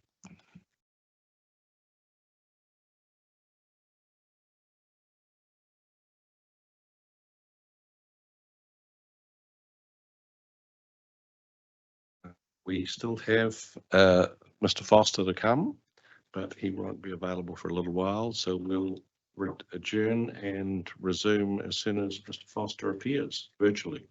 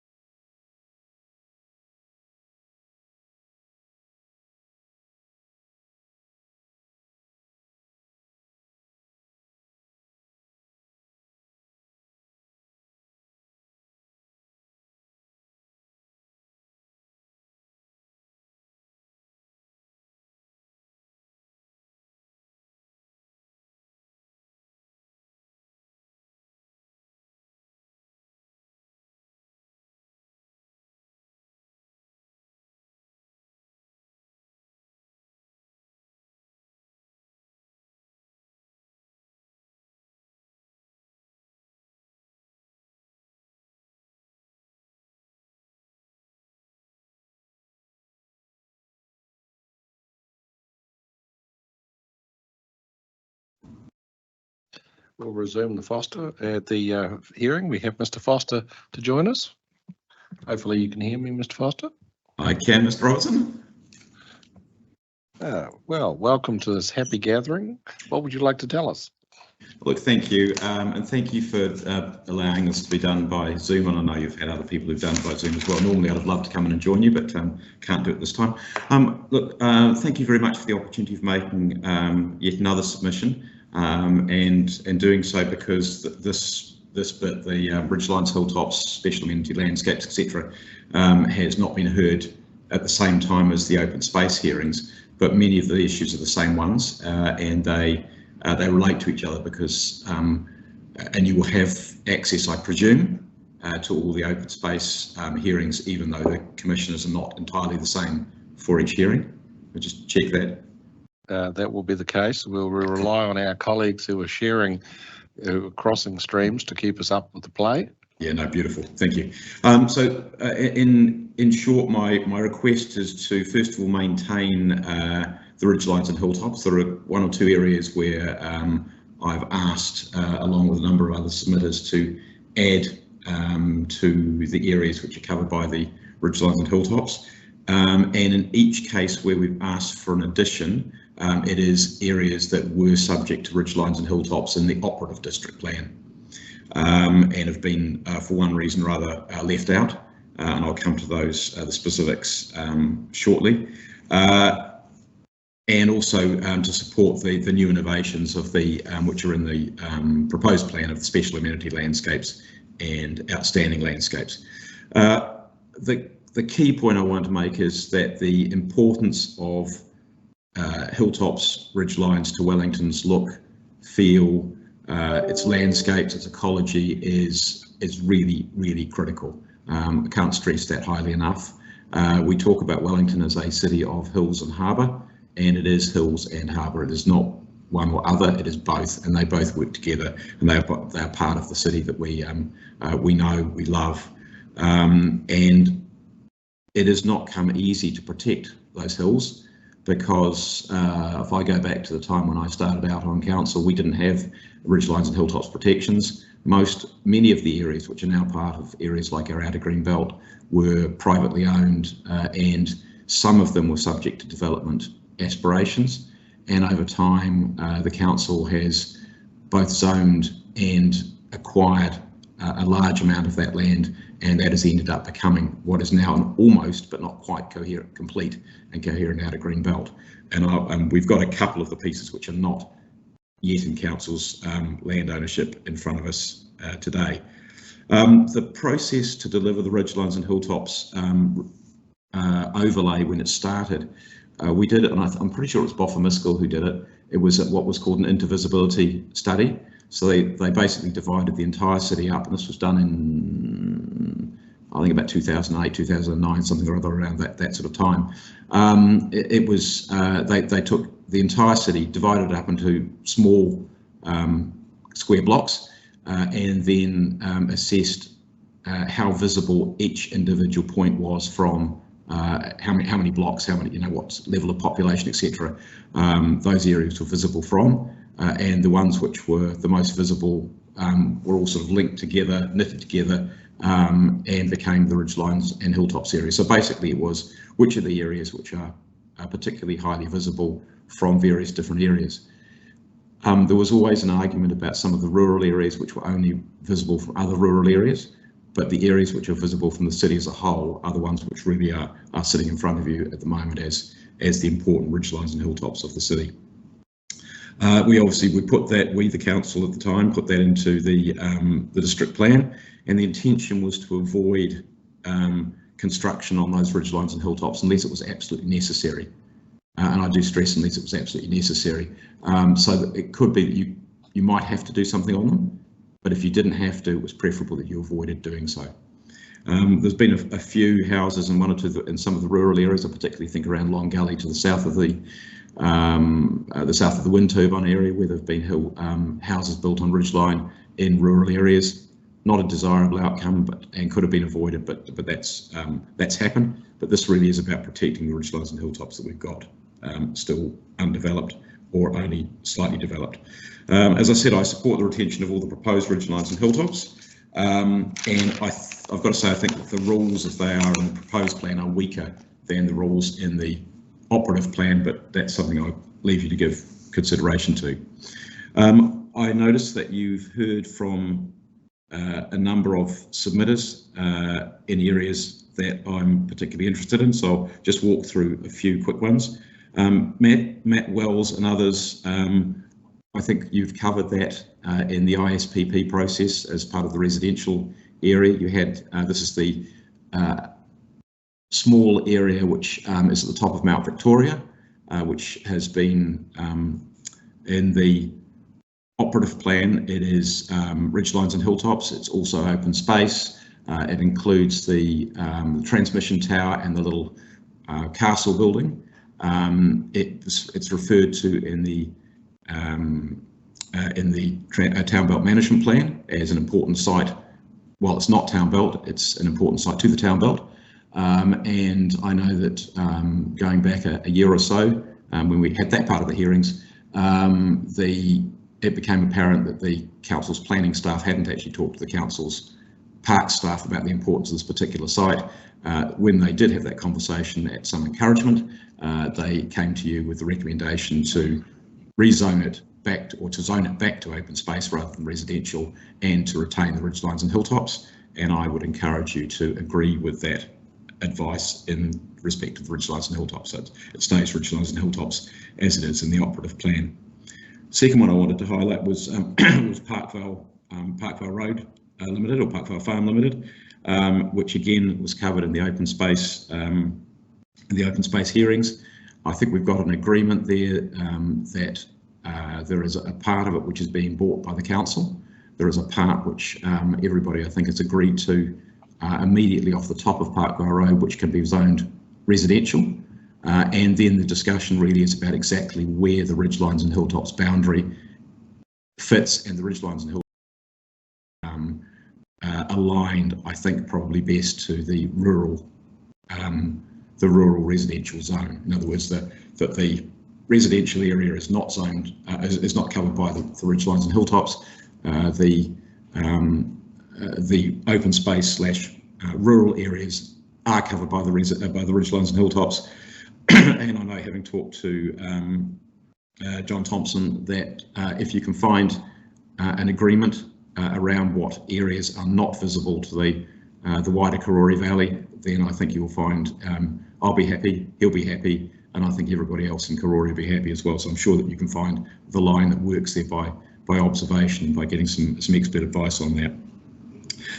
Miramar Peninsula, Watts Peninsula, you've got the submission of Taranaki Whanui, which essentially is asking you to uplift essentially any protections there, remove the open space, remove the ridgelines and hilltops, remove the special amenities, and remove the significant natural areas. You've got a number of submitters, including myself, who are saying we don't do that, and we think that this is a very important landscape, which it quite clearly is, and we agree, I think, entirely with the Section 42A assessment, which says it don't change or don't uplift the ridgelines and hilltops and special amenity landscapes which are proposed for that area. Kilmarston, I note the Section 42, Kilmarston is behind Nio and Crofton Downs. Again, a very significant landscape, and again, I would encourage you to maintain the ridgelines and hilltops and special amenities landscape protections there, as well as the open space which was covered in the previous hearing. There is no doubt whatsoever it is a very, very prominent landscape, as are the others that I've mentioned, and that development as of right should certainly not be countenanced. The other one I wanted just to mention just briefly is Marshall Ridge, which is between, I suppose you could say it's above Stebbings Valley. It is in the operative district plan, it's noted as a ridgeline, a hilltop area. In the proposed plan, it's proposed to be taken out. You've got a number of submissions saying we think it is a prominent landscape and should retain that ridgelines and hilltops overlay. I agree with that, and I think if you do the site visit to that area, as I'm sure that you will, that you would note that it is a prominent landscape above what is currently a rural area, the northern end of Stebbings Valley, and it has significant landscape significance to that area, and therefore development should not be allowed as of right.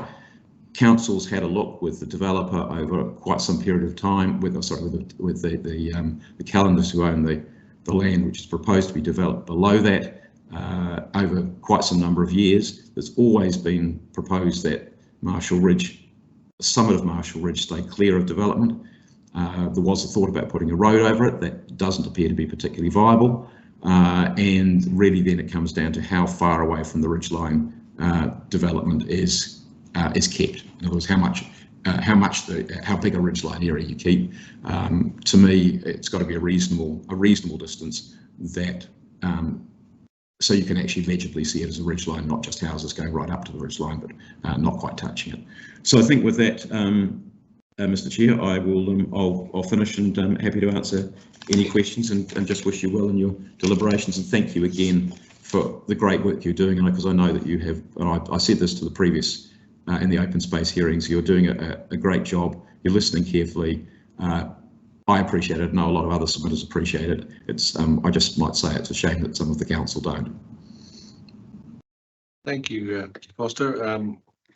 I think that one point I'd make, it's not a question, it's a point. You were preceded by the Kilmarston team, and between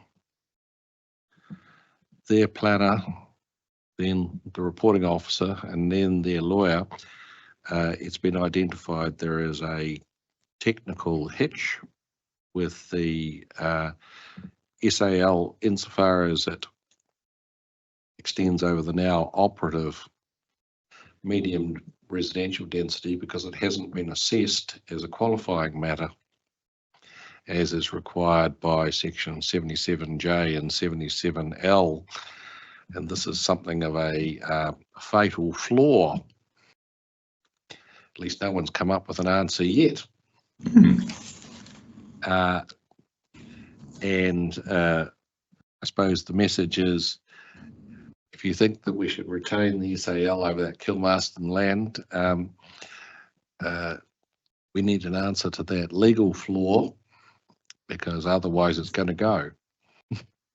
Okay, so I just try to make sure that I'm understanding what you're saying. So we've got in the Kilmarston land on the, I'd say it's the lower slopes on the northeastern side. That's what we're referring to. Yeah. No, look, I don't think anybody. Well, I certainly would have no objection to removing the special amenity landscape from that area, but I would have an objection to using that as the reason for taking special amenity landscape across the entire rest of the area. I think the area which is proposed to be zoned open space and rural. Kilmarston are not suggesting that as an outcome. Good. They're only seeking removal of it from the MRZ land. And I would have no objection to that. In Marshall Ridge, yes, we heard from the Glenside Progressive Association and from Mr. Tyler this morning about that. They've given us a lot of material, as you say. I think I got it in the end, my discussion with Mr. Tyler. He agreed that it's a question of degree as to how much of the sides of a ridgeline, how far you come down and on what basis, and that's what we'll have to ponder. And that's precisely the point that I was making as well. Exactly. I'll ask my colleagues if they have any questions of you. No, I had the benefit of being on hearing stream 7, so I'm completely across much of what you say. Thank you. That's great. I think that's us, Mr. Foster. Thank you very much for your contribution once again. Always short and pithy, and which is appreciated. Thank you, and I wish you well. Thank you very much. Good afternoon. Good afternoon. We will adjourn the hearing until 9 AM tomorrow.